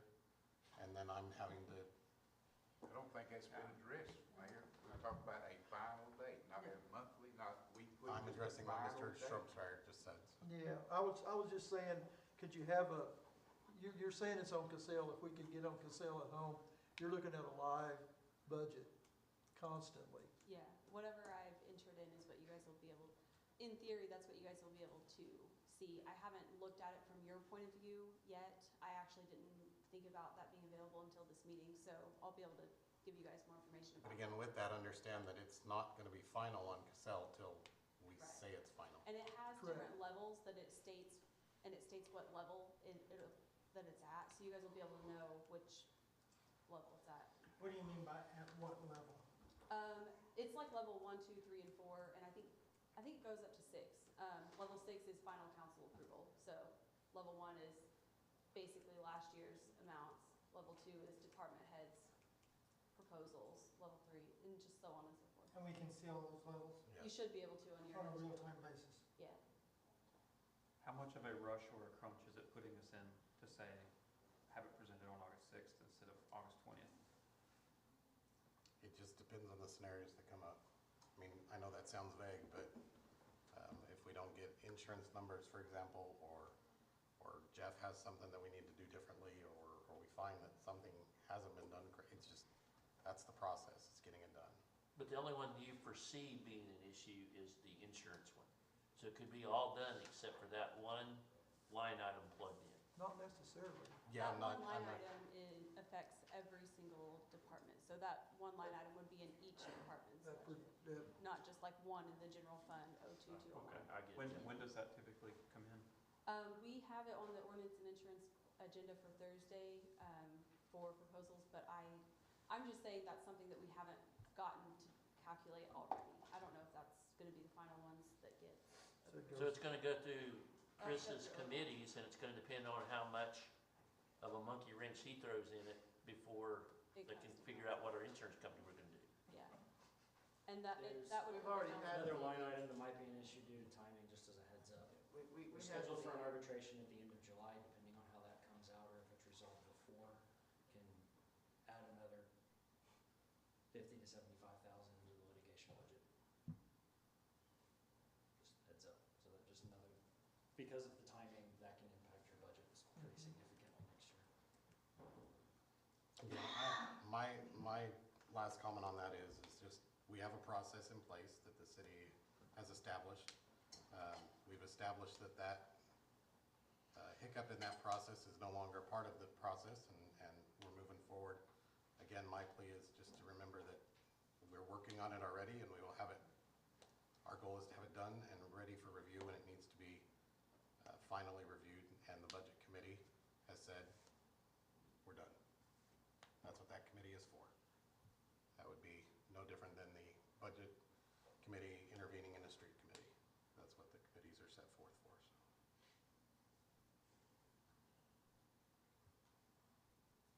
Good call for the vote. So the vote is as it stands here? Right, there's Yes. been no motions or seconds to amend the verbiage. Yes, as it stands. Okay. Smith, Yes. Lamar,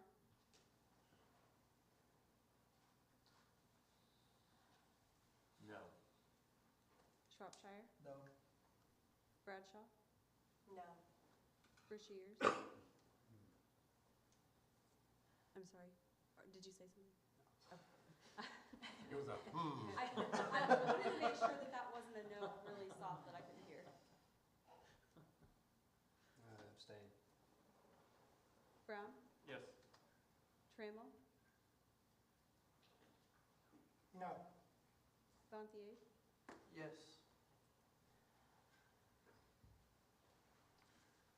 I have to give you some information. there's And 4 abstain no's is and an an automatic no. abstain, so the no's carry. so it'll carry. Okay. All right, thank you. Item B, discussion. Mayor, can we take a break before we get into this one? Sure. 5-minute break. Let's take a 5-minute break. We'll reconvene on the hour. Not a minute later. Just in case the, We can start drinking water again. yeah, there you go. I was trying to make it to an executive session.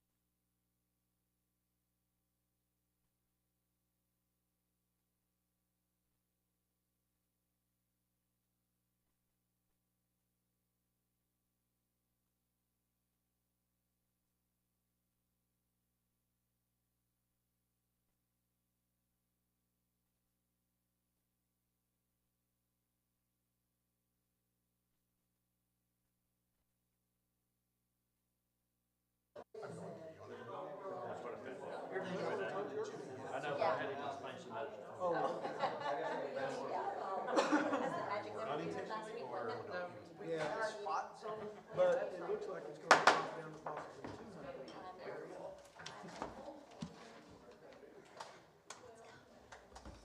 Yes, all right.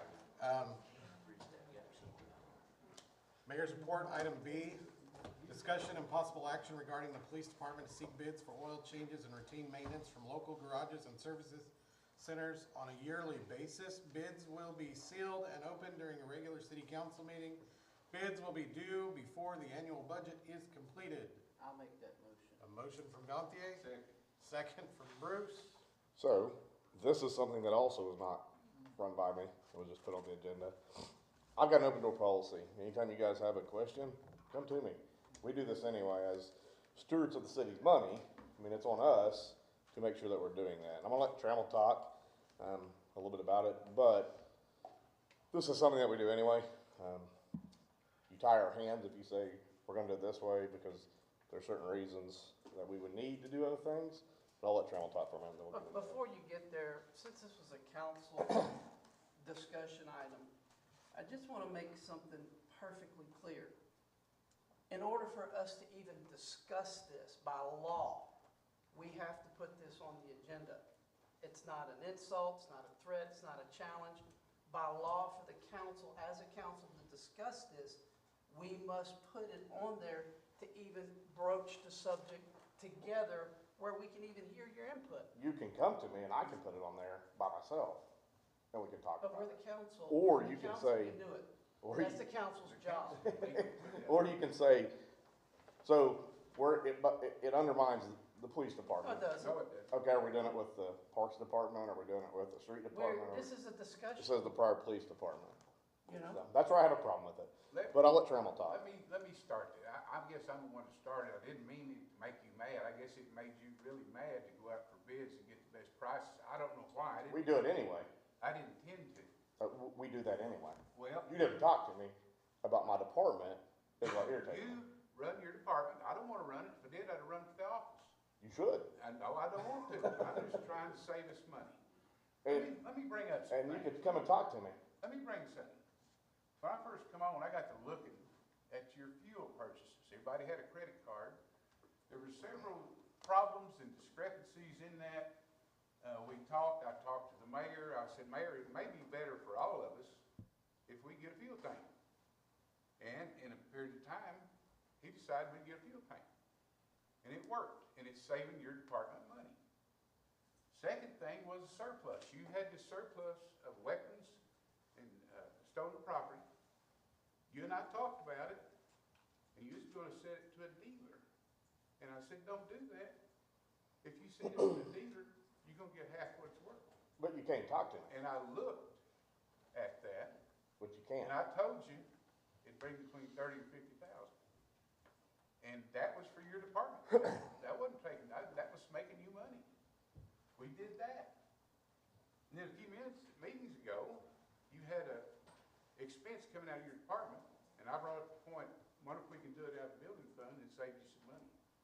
This is a money-saving thing. It's not an insult to you or Trammell or anybody else. This is just something, let's say, let's go out and bid it and see what we get.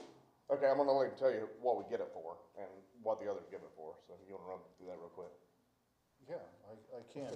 So I know you wanna take it to bid, Bruce, and I understand your concerns there. But what one of our businesses giving the oil changes for, what we discussed, is less than what we can go buy the oil for. One of them is at $29.95. The rotations are $10. Another's $95.70 with rotations at $25. Another is $66.89 or $82.69 depending on the vehicle for oil changes, and $16 for rotation. So, and I meant, we can go through some of the others. New tires, all of ours are at state contract where we buy our tires. We couldn't afford to buy tires, so it wasn't under state contract. We have alignments are pretty comparable. Flat repairs are flat right there at about the same. Parts, two of the businesses charges current rates, whatever they get those from O'Reilly's or wherever they acquire them. The other gives us a 10% discount. Labor, $99.52, $101, and $80 is what we're being charged on the labor rates. Chevrolet garage. Do what? It's sewer lake garage. Mm-hmm. Yeah, the one, and again, this isn't a shot at anyone here, I'm just, but what was brought up, the concerns, I mean, you will tire, it'll cause us issues if we have to go out or if we're restricted to just one. But yes, the one that was concerned about that was gonna overcharge us is actually one, most of the time, that is the cheapest, and there's nobody that can compete with them on the oil changes or tire rotations. A quart of oil is $9. I mean, that's for 5 quarts, which is the lowest vehicle, it's mostly 6 quarts, but that's $45 alone. This whole thing was meant to save you all money, it Well, wasn't tax. Okay, well, I mean, my door's open, And and you can come mine, talk. I'm to you, call me anytime you want. Okay. But what I'm saying is, why not be transparent? This council needs to decide, do they wanna be transparent? Go out for bids. If you've got the best guy, he'll get the bid, we'll be through with it. We don't wanna tie our hands though, cause say Chevy, which they're gonna be the cheapest, but they're 2 weeks lead time on a car that we need back on the street, and we need to run to R&L who can get it to us today. You leave that to the department heads to run that and do what's best for their department at the time. I mean, anytime you wanna see invoices or whatever, come and ask, and I'll show you. Here's who we're using on this. Are you afraid to go out for bids? No, but it ties our hands. Let's go out for bids and give It everybody. ties, that's what I'm an elected official for, is to No. make those decisions. No, for the sir. department. It's not. City This is council. money. We I run said the money, department. so you do the crime Well, fighting. you got several on here that can decide that. That's all I want council to do. Do you want to be transparent and vote whether you get bids, or do you not? So are we gonna do it with every department on everything? I've saved you money and made you money. I'm Or trying. are we gonna do it on every I do have- line item with every I do have department? a question. Hang on, let If Chase there speak. is a bidding, is that bid going to be over 2,500?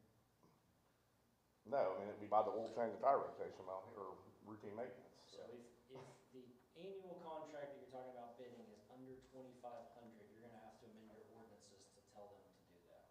I think the annual amount that they would spend, and that's, If you're the gonna get annual into is it, over, you're gonna get into a But thing, we're- or are you counting every we're- oil change for every that's vehicle? what I'm asking, right? Right. Yeah. Yes. That's Oil easy. change. You're And to pointing out. clarify there, what they're asking, if the cost of the repair is going to exceed 2,500, then it comes back to you all. We have, On a We're- single we go get instance, 3 what quotes. Chase is saying, I'm just if talking about. we're the oil talking change about and doing maintenance. bidding for a year, is that amount going to exceed 2,500? Correct, because so the way your ordinances are written is anything under 1,000 doesn't require, any department head can do anything under 1,000.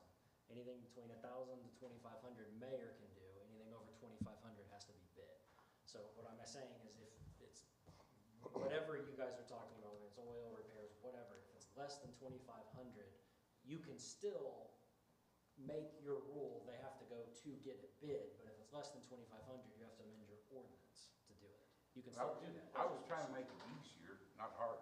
No, we don't want to make Well, fun. I'm asking because I don't know what exactly you're asking. But to bring this out, just to talk about it, we had to write it this way, not to insult You you. could've came to me, and I'd have told you. I'd have brought it out. For the council, as a council to discuss by law, we have to do it this way. It's not any attack on you, and that's what you have to understand. For us to discuss it openly, just to talk about it, we have to put it on the So agenda. I think, Mr. Gantier, let me interrupt you real quick. I think part of what Chief is getting at is that, and this is kind of where I was with the previous item.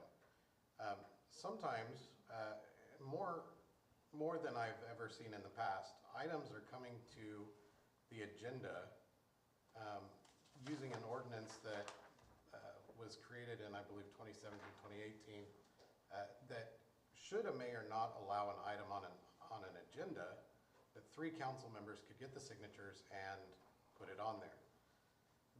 My concern is, along with and it's not, the concern is, and where Chief is going is, we're not gonna tell you no just because we don't like it. The idea is, and I've never said to any of the council members, I'm not putting that on the agenda. I have a point of correction on that. You told me that last week. What did I say? I have a letter right here. Yeah, we're not talking about that letter right now unless And you I've asked really before, want to. but things. I'm just saying. Didn't happen. But the idea is that, I would suggest, instead of, doing it that way, and I think that's where and I'm gonna say the damage was done, really was, we could have gone to Chief and said, hey, we'd like to discuss this as the council, would you mind taking this to mayor to get it on the agenda? And there would have more than likely been an absolute. I just showed them what we do anyway, and then if you still wanted it, we could bring it up here, but I'll still stand my ground on it.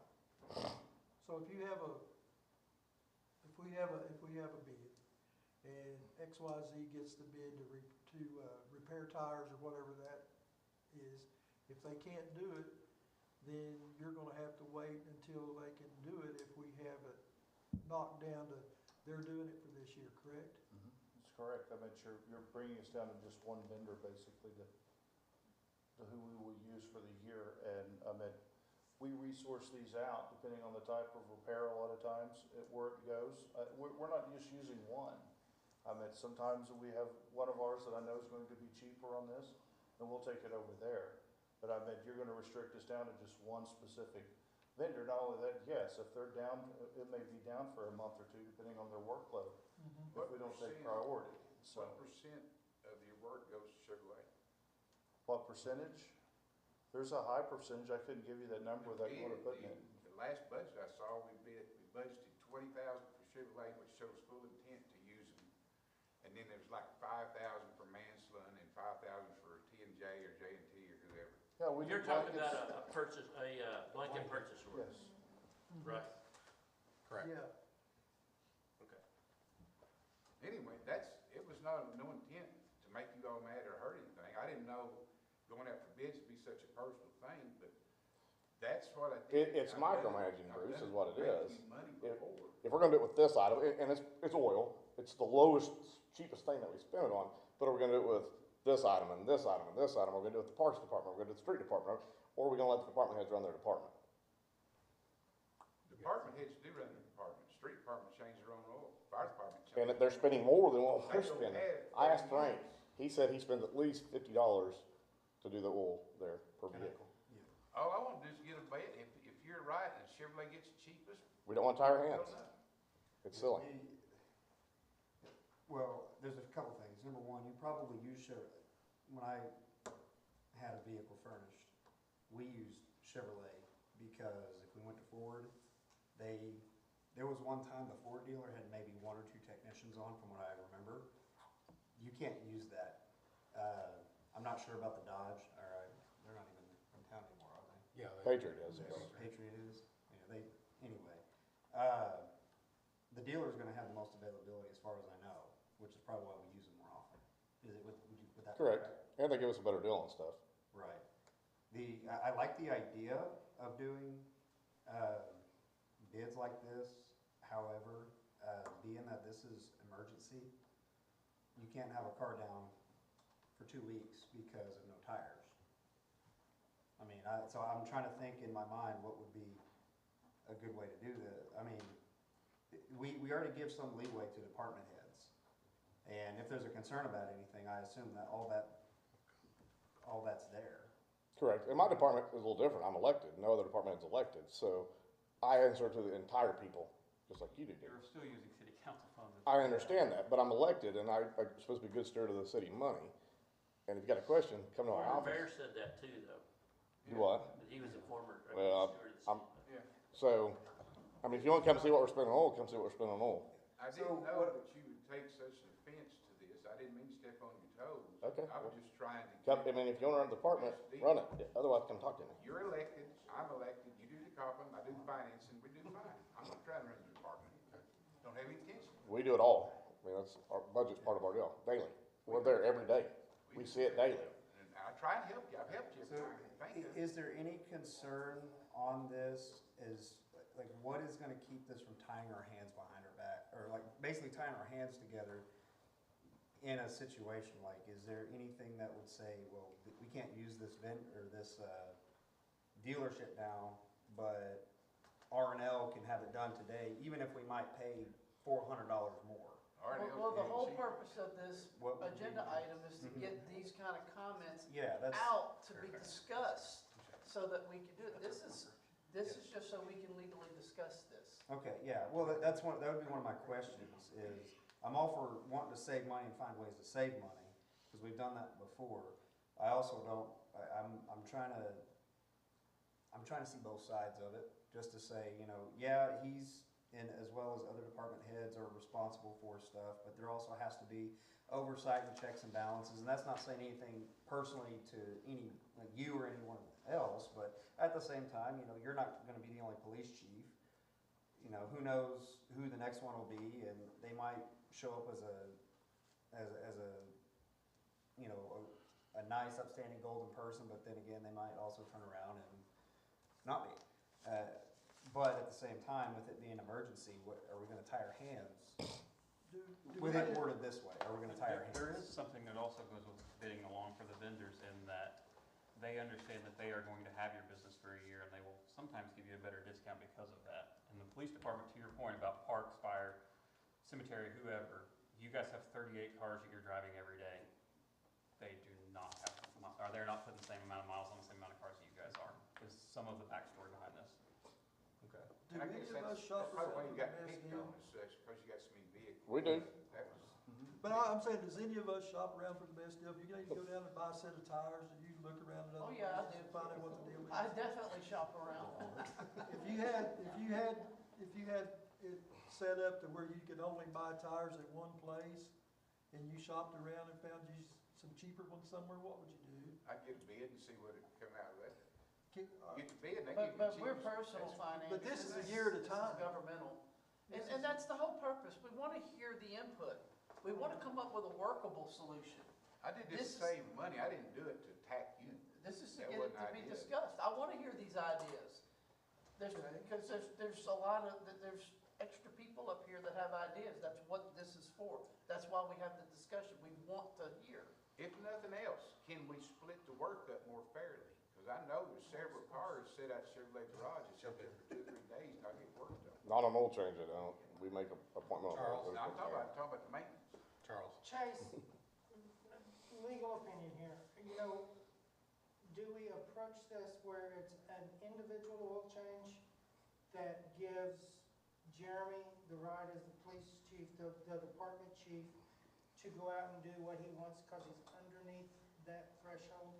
Or do we have to look at this collectively where we're exceeding even the requirement to go out for bids? And I think that question goes beyond oil and filter changes at the police station. That's exactly why I was asking those questions at the beginning, is because of that same line of thinking. How would that, if this went to So- court, how would a judge look at this? I think the judge would say either one is fine, whatever the council decides. So if the council says we're supposed to look at this on an annual basis, I think that's fine if you guys pass an annual basis thing. My concern with doing bidding is you're gonna wanna word it unbelievably clean, because routine maintenance can mean a lot of things to different people. Yeah. So when somebody puts in a bid and they say, hey, I'll do 15,000 for oil changes and routine maintenance for the Pryor Police Department, that can mean two different things. Yeah, Also, you don't know when your cars are going to need an oil change exactly. You know your miles number, you don't know your exact time. yeah, But because, hang on a second, but to Jeremy's other point, if we do it to the police station, we take a position on the police station, we've got to deal with all the other departments, right? And I get the police have the largest fleet. Have to or should? Or Should is probably the better. should, I mean. Should would be your decision.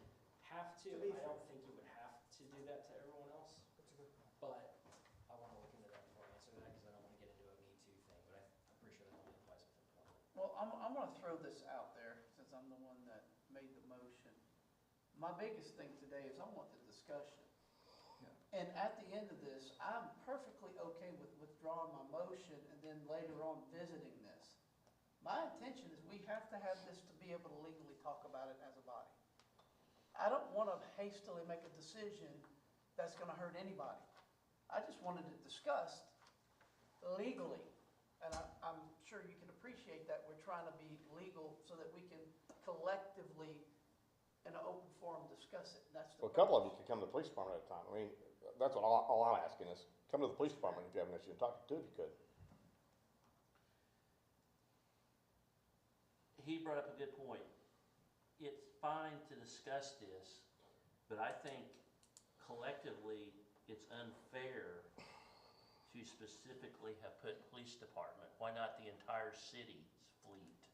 Why pick the police department instead of saying requiring to seek this information and discussion on, well, I for think, city vehicles, period? Because it's a 46% of the general budget, it's something just to look at. The fire department changes their own oil and does their own maintenance. Street department But to his point, could they do it cheaper?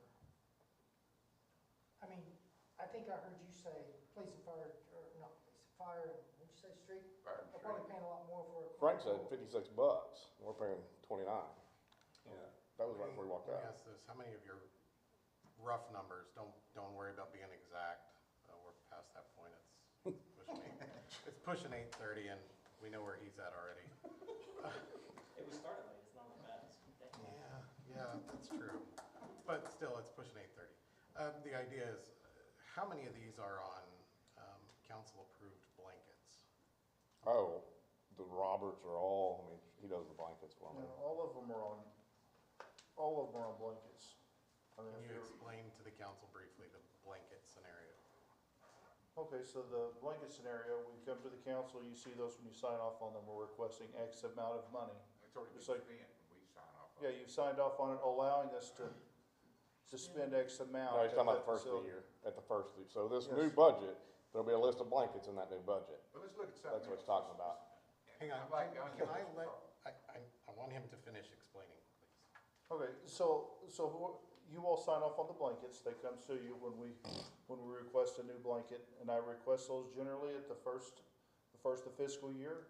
We requested it for Pryor Chevy, for R&L, for Mike's Tire, I think we did one for Muskogee, and I'm just talking off for 5092, out of our general fund, which is for the fleet, for maintenance, and there was one other, I think Matthews Ford. Throughout the year, if we wasn't utilizing this one, or whichever, I canceled one of those blankets as our funds were getting tighter throughout the year. But that allows us to spend up to that $24.99. I still talk to the mayor, or the chief will, if they're, if we're getting up there close to it.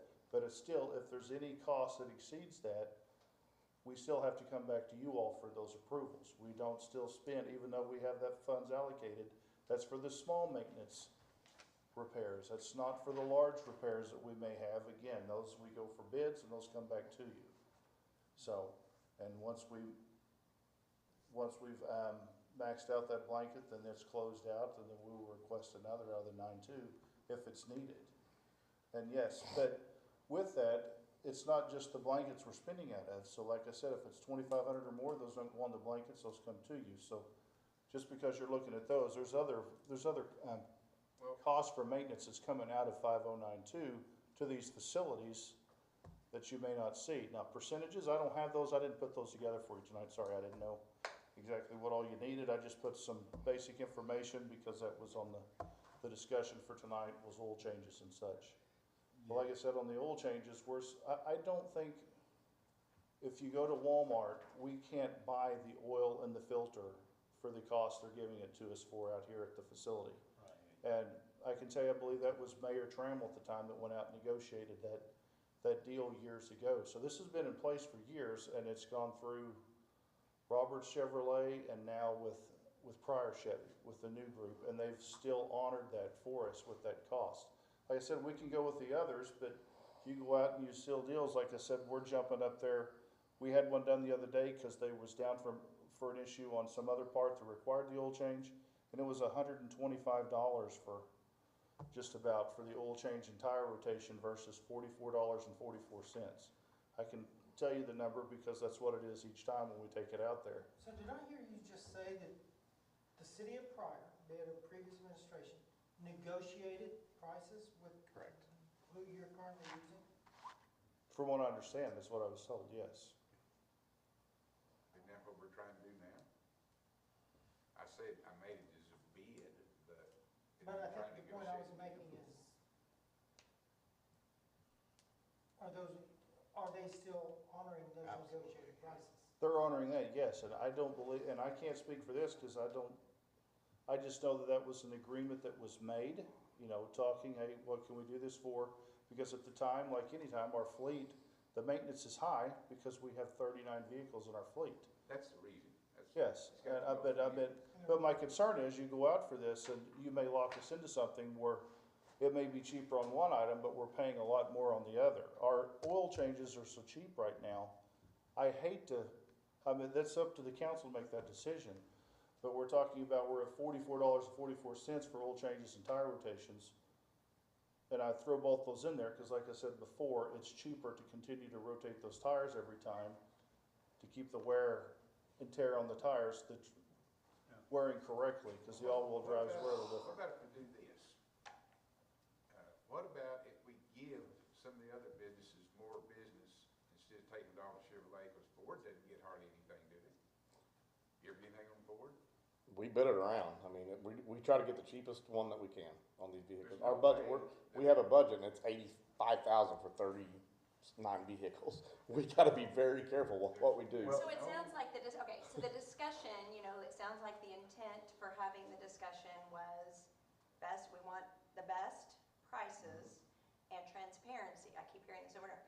You guys are already finding the best prices, and so spreading it around necessarily isn't the best thing, because we're trying to get the best price if we're trying to be fiscally responsible.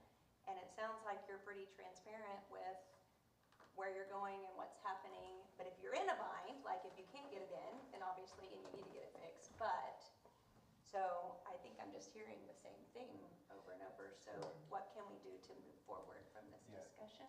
Well, basically, this is basically, in order for something like this to work, is, because you don't just have oil, you have coolant, you have, differential, how many other kind of transmission fluid changes, transfer case, all that kind of stuff. How much of that normally gets done per year? In-cab air filters. Cabin air filter. Yeah, in-cab air filters that. What's don't your exist estimate on that? All that's done by mileage based on what it requires, if it's Right. 30,000 or 50,000 miles. Right, but the only way for something like this to work is you're gonna have to take something that would be an emergency, like tires, off of it. You're gonna have to be utterly specific on Everything. these particular, to be logistically That's what changed this thing. effective. You're gonna have to take anything emergency, and that's gonna have to include tires, because, you can't have this is emergency. You have to so- set it up with provisions.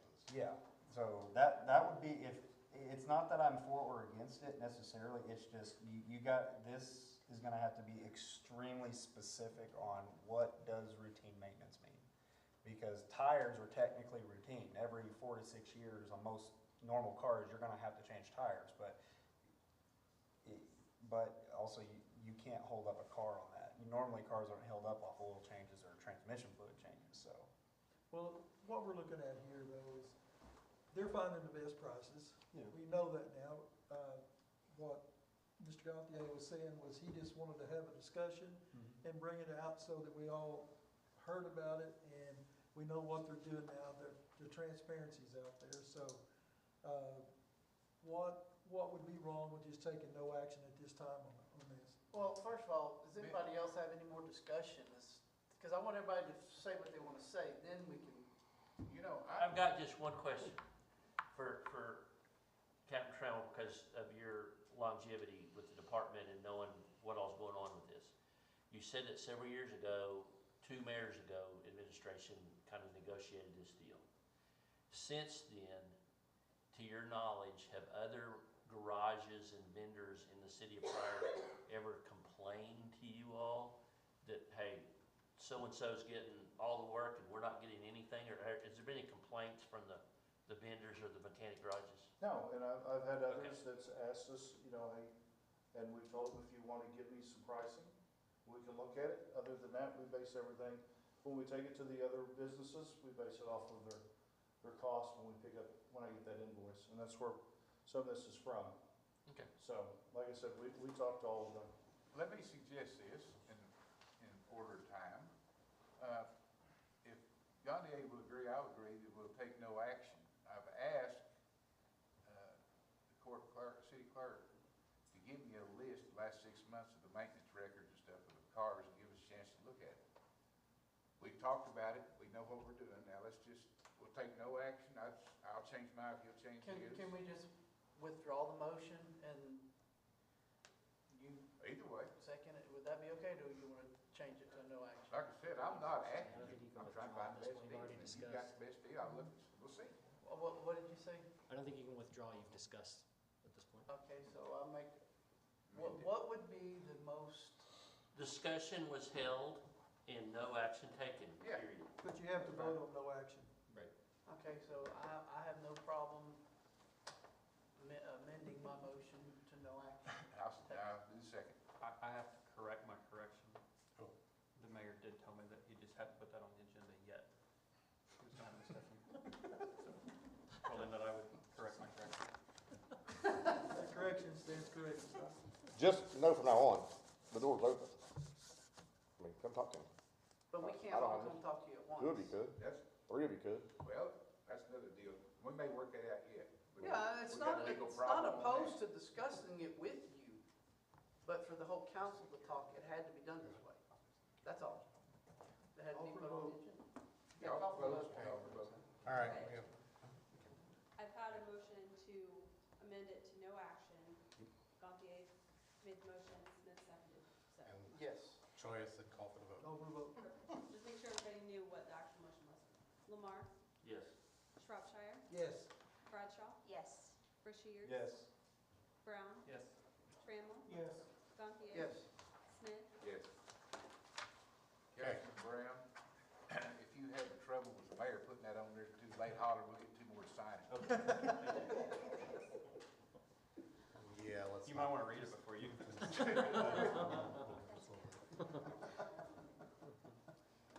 Yeah, let's not do that with that one. All right, item 5, city attorney's report, first reading of an ordinance pertaining to amending Title 3, Chapter 2A, Section 7 regarding mobile food services, quote, restrictions on location as to time by repealing this Section 7 of Title 3, Chapter 2A, and providing for repealer and severability. Motion. Have a motion from Brown, I'll second. second from Choya. I have a question. When did this come to the ordinance and insurance committee? Because I remember that we actually voted to remove this a while back, and now it's coming back. And this is the first I've seen it. This was already handled by council a while back. Correct. This was placed on this agenda to get it fixed because it was removed in, I believe, 2018. But that's actually not, I'll check the year again, maybe 2020. Pulling it up. 2022. Because I was on council when that happened. Yeah. It's, by law, we have to have this in here. I'm pulling up the state statute right now for it as well, but it should never have been removed, is what I'm trying to say. The health department approached our office and let us know that this is actually illegal and it should have been in there the whole time. So I researched it, realized that we removed it and it shouldn't have been removed, so I fixed it. The fireworks gonna be similar to that. Well, I would like, committees being informed where we can look at it and see, because that is our job, Correct. to check it. And to have it pop up like this and never having a chance to look at it, you may very well be correct. But it's our job as a committee and as a council to do our due diligence, and that was not offered to us in this, and some of these others as well. An attempt to save time for businesses that are attempting to get mobile food truck licenses. I feel like it's appropriate to send it directly to council, and our code allows that. Well, I mean, we have one that this would automatically bump out. I mean, that we have one that's been established, if it's 90 days, they can't be more than 12 hours, they're permanently affixed. How is that gonna affect them? These are some things that need to be looked at, because that was passed with the intention of allowing these food trucks to be here. If it's a violation of law, is it a moot point anyway? It's state statute, I mean. We have to look at it and make sure that it's actually, because if that's the case, then we're gonna have to have people that have spent money that we approved, we're gonna have to remove them. I wanna make sure before we do something like that. Hopefully they're mobile. Is statute not gonna supersede in this instance anyway? That's right.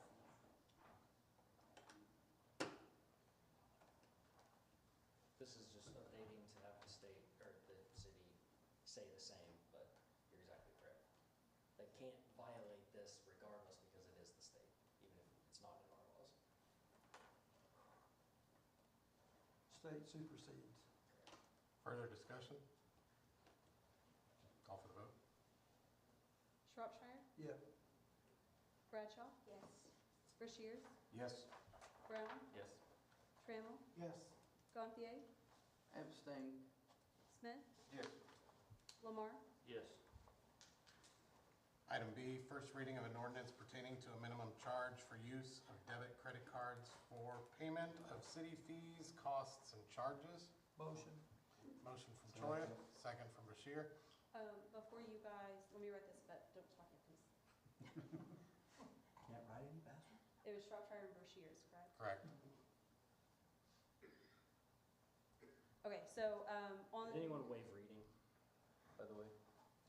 We don't have to do that till the second one, correct? It's a reading. Well, we can easily do that. Let's do Oh, that. wait. Well, I'll. Wait a minute. On the last one, nobody did waive the reading. Let's For go back to the- item A. Can I have a motion for, I put a motion to put it back on the table. thank you, Second. second. Can we get a vote to send it back to the table? Too many things. Just make sure you explain to us what we're doing, whatever. While she's writing that, we are going back to approve waiving the reading and approve the item as previously done. Brown made the motion. Yep. Second by Smith, To open it back up. correct. So this isn't adopting, this is waiving the reading. We don't actually adopt it till This this. is This just to is get on the table. opening, yeah. Now, I can make the motion to waive the reading? Yes, you can. Yes. Okay, But you gotta so vote on it. Yeah. Vote first. Back on the table.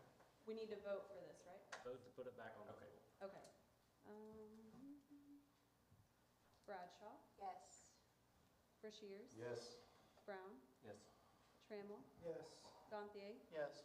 Smith, Yes. Lamar, Yes. Shropshire. Yes. Okay, so now, Now, motion to waive. Motion to waive the reading. Second. I call for the vote. And approve. Waive reading and approve. Waive reading and approve. Second. Call for the vote. Brashears, Yes. Brown, Yes. Trammell, Yes. Gantier, Abstain. Smith, Yes. Lamar, Yes. Shropshire, Yes. Bradshaw. Yes. Okay, so now we can go back to, Item B, yeah, sorry. I would love to entertain a motion to waive the reading. Waive the reading, yeah. Motion. And of the first, waive the reading of the first ordinance pertaining to a minimum charge, use of debit and credit cards for payment of city fees, costs, and charges with a quick explanation. Can we also have discussion about it too? So I said, with a discussion from the court. Yes. You put it on there. I'm good, I'm just waiting for somebody's motion. Nobody's motion. Motion. I'll make the motion. Thank you. I don't have anything to write yet. Sorry, I was trying to figure out where we were there. Yeah. Okay, Lamar made the motion. I'll second it. Second from Brashears. Okay, so originally I put a 4% charge on the resolution. After conversations today with companies that I've been researching around to get online payment portal set up, I've determined that a 3.5% rate would be more appropriate.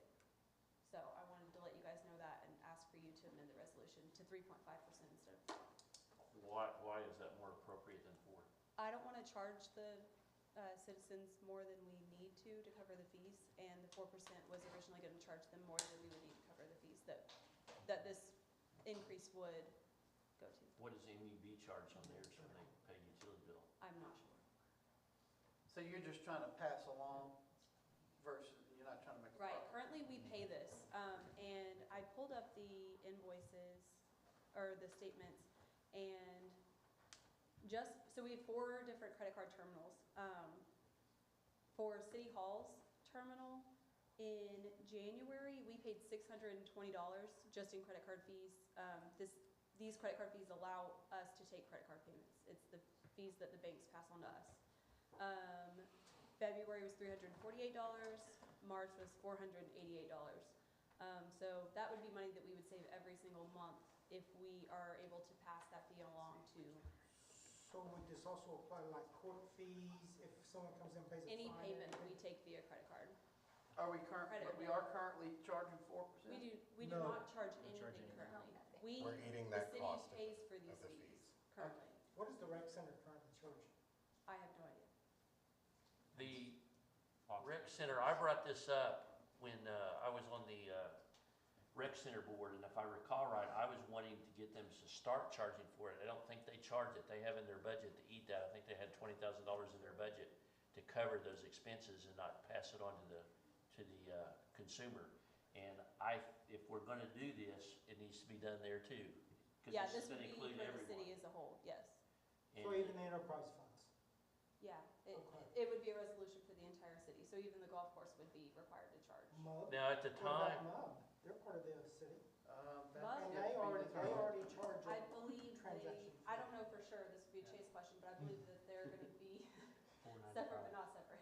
Well, the charges a $4.95 service fee. MUB charges $4.95. No, $4.95. it's $4.95. a flat rate. It's a flat rate. At the rec center, they kept, I'm gonna use the term stalling on it because they said that their software wasn't compatible to charge a fee. So- They did go through some software issues. Is it or fixed whatever. now? I believe so, I haven't heard of Okay. any issues. But this would also apply to them then?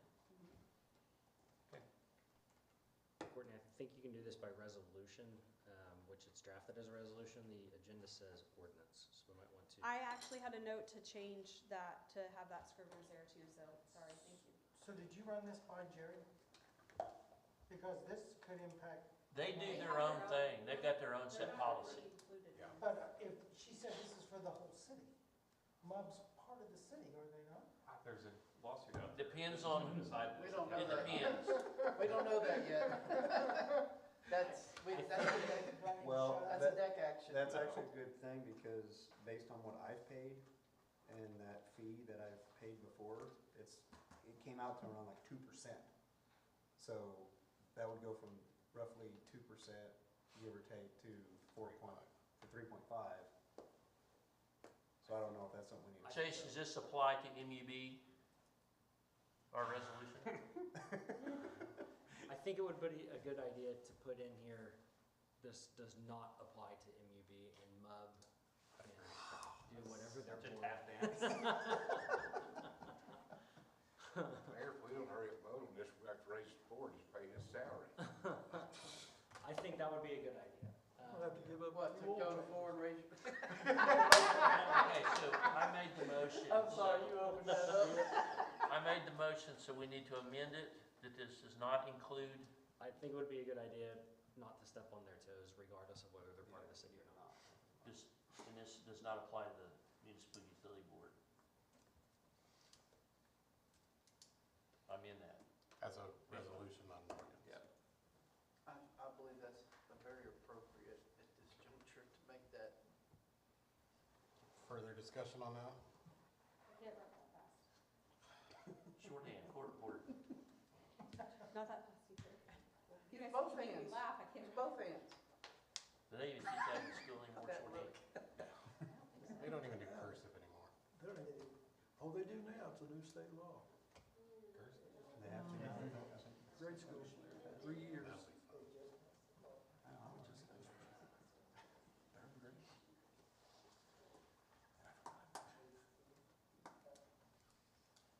Really hope I come up with an answer there. Okay, sorry, Get it I'm done. good. See how I did it? Brown, Did my second person Yes. do it? Okay. are you guys, sorry, one more thing. Lamar and Rashirs, are you guys okay with the 3.5% amendment? And that Okay, I it's a just wanna make sure resolution, before. correct? And that it's a Yes, resolution. I got the Doesn't resolution. apply to MUB, etc. I'm still yes. Thank you. Trammell, Yes. Gantier, Yes. Smith, Yes. Lamar, Yes. Shropshire, Yes. Bradshaw, Yes. Rashirs. Yes. Okay. Item C, with discussion, I'd like to have a motion to waive the reading of first reading of an ordinance pertaining to amending the firework resolution, or regulations. So I think we got Bruce on that one. Did you have that? And Bashir had the second. Again, I think as we went through this, when we originally wrote this, correct me if I'm wrong, Chase, we tried to copy the Oklahoma, copy paste what they had under the direction of Chief Young. Correct. Was it the Oklahoma or was it the Oklahoma City? I It don't was recall. It was Oklahoma County. County, okay. So as we went through, we found that there were some changes that we, again, needed to make. Also, like, for example, section D, sale of fireworks from fireworks stands, striking that the one-year license will to the community service department. That's not needed, so we strike that. Scrolling down to section 4, fireworks stand requirements. The state requires a different distance than we have from from structures. So we had 100 feet, 50 feet is what we've got, where we're changing that to. Parking, vehicle parking cannot be within 10 feet of any fireworks stand. Posting of signs, we're adding signs stating fireworks, no smoking within 50 feet, rather than a sign that just says no smoking.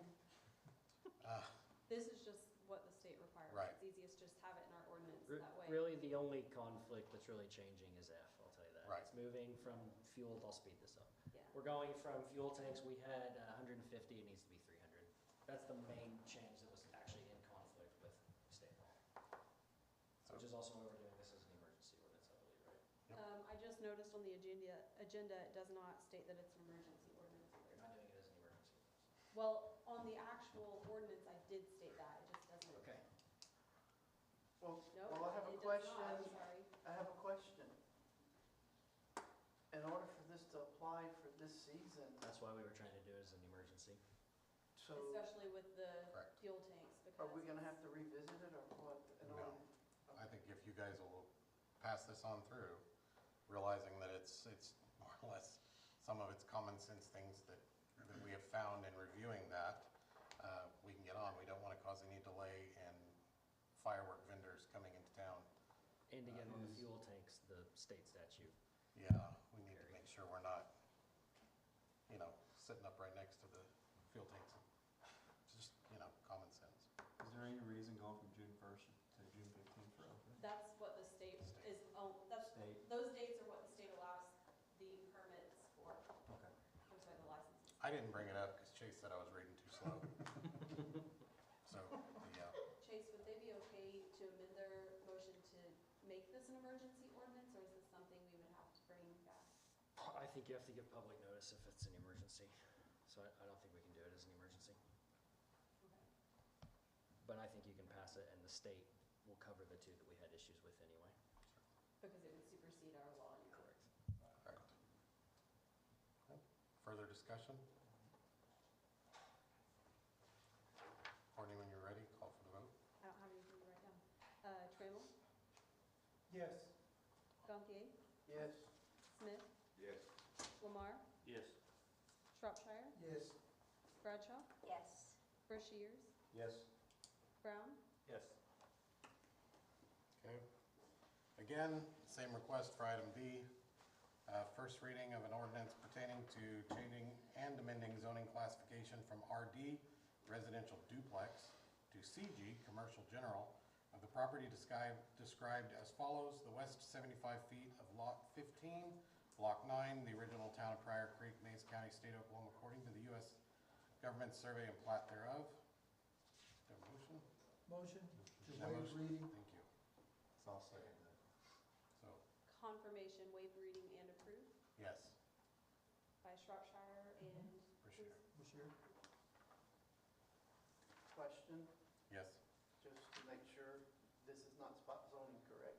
No, you guys approved this actually at the last council meeting, but we have to have an ordinance on it, so this is the documentation following the approval. of the Okay, because I license. thought it looked familiar. This is, We I had the believe, public hearing on it last time, correct? Yes. Yep. this is, I believe, the corner lot across from where Maggie's Kitchen used to be. It was a gas station. I'm not really sure how it ended up as, We used to be the former owner of that property.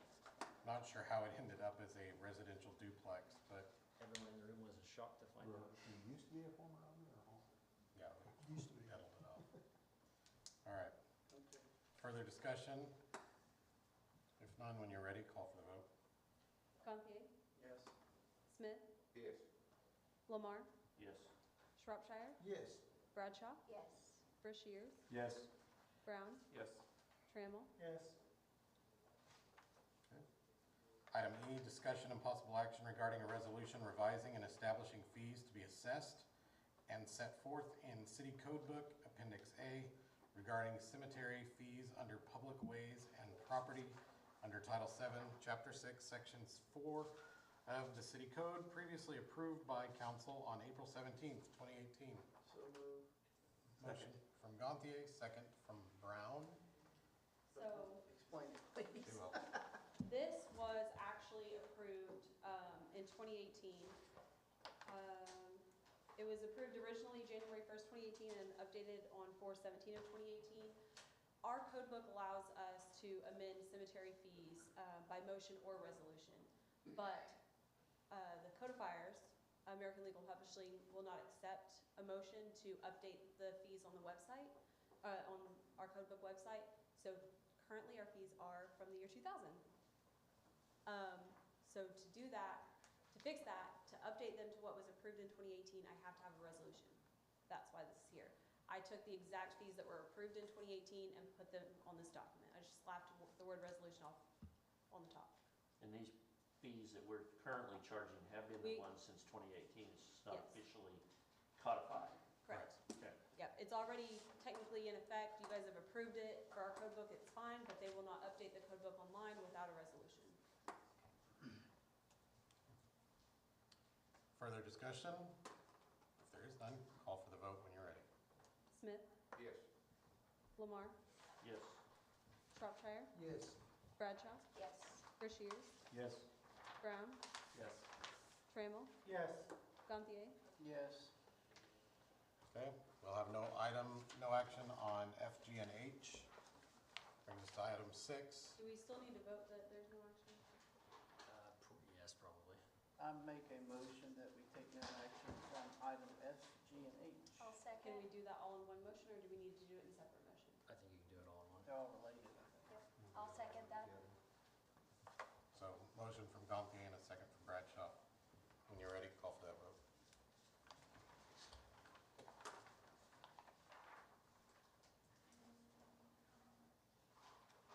Lamar, Yes. Shropshire, Yes. Bradshaw, Yes. Rushiers, Yes. Brown, Yes. Trammell, Yes. Gantier, Yes. Smith. Yes. Okay, item 6, committee reports, budget personnel, 11? ordinance insurance. Thursday, at what time? 5:30?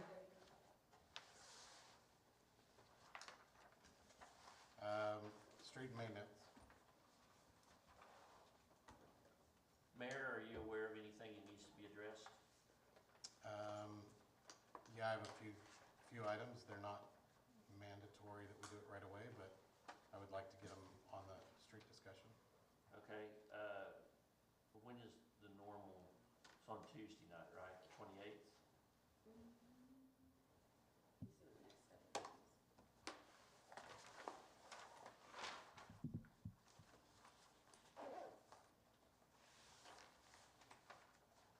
Yes, next week, at 5:30. Okay, at 5:30 on the 28th? That's the day after Memorial Day. Are you okay with that? Yeah. Okay. And yes. Holiday's over. Hey, just asking. Just Councilman asking. Smith, if you have anything to bring up on that, please get that to the city clerk's office ASAP, to be put on the agenda. I will do that. Okay. I don't have any unforeseeable business. Do I have a motion to adjourn? So moved. Second. Motion from Gantier, second from Brown. I'll give it to him this time, sorry. All right.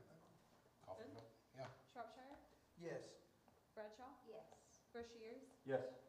Brown, Yes. Trammell, Yes. Gantier, Yes. Smith, Yes. Lamar. Yes. Okay, call to order the Pryor Public Works Authority. Approved minutes of the May 7th, 2024 meeting. So moved.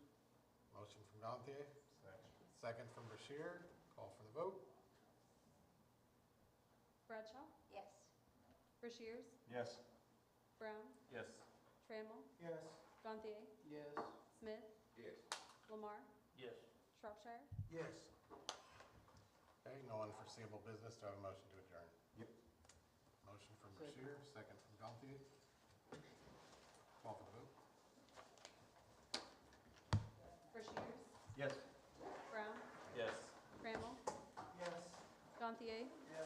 Smith, Yes. Lamar, Yes. Shropshire, Yes. Bradshaw. Yes.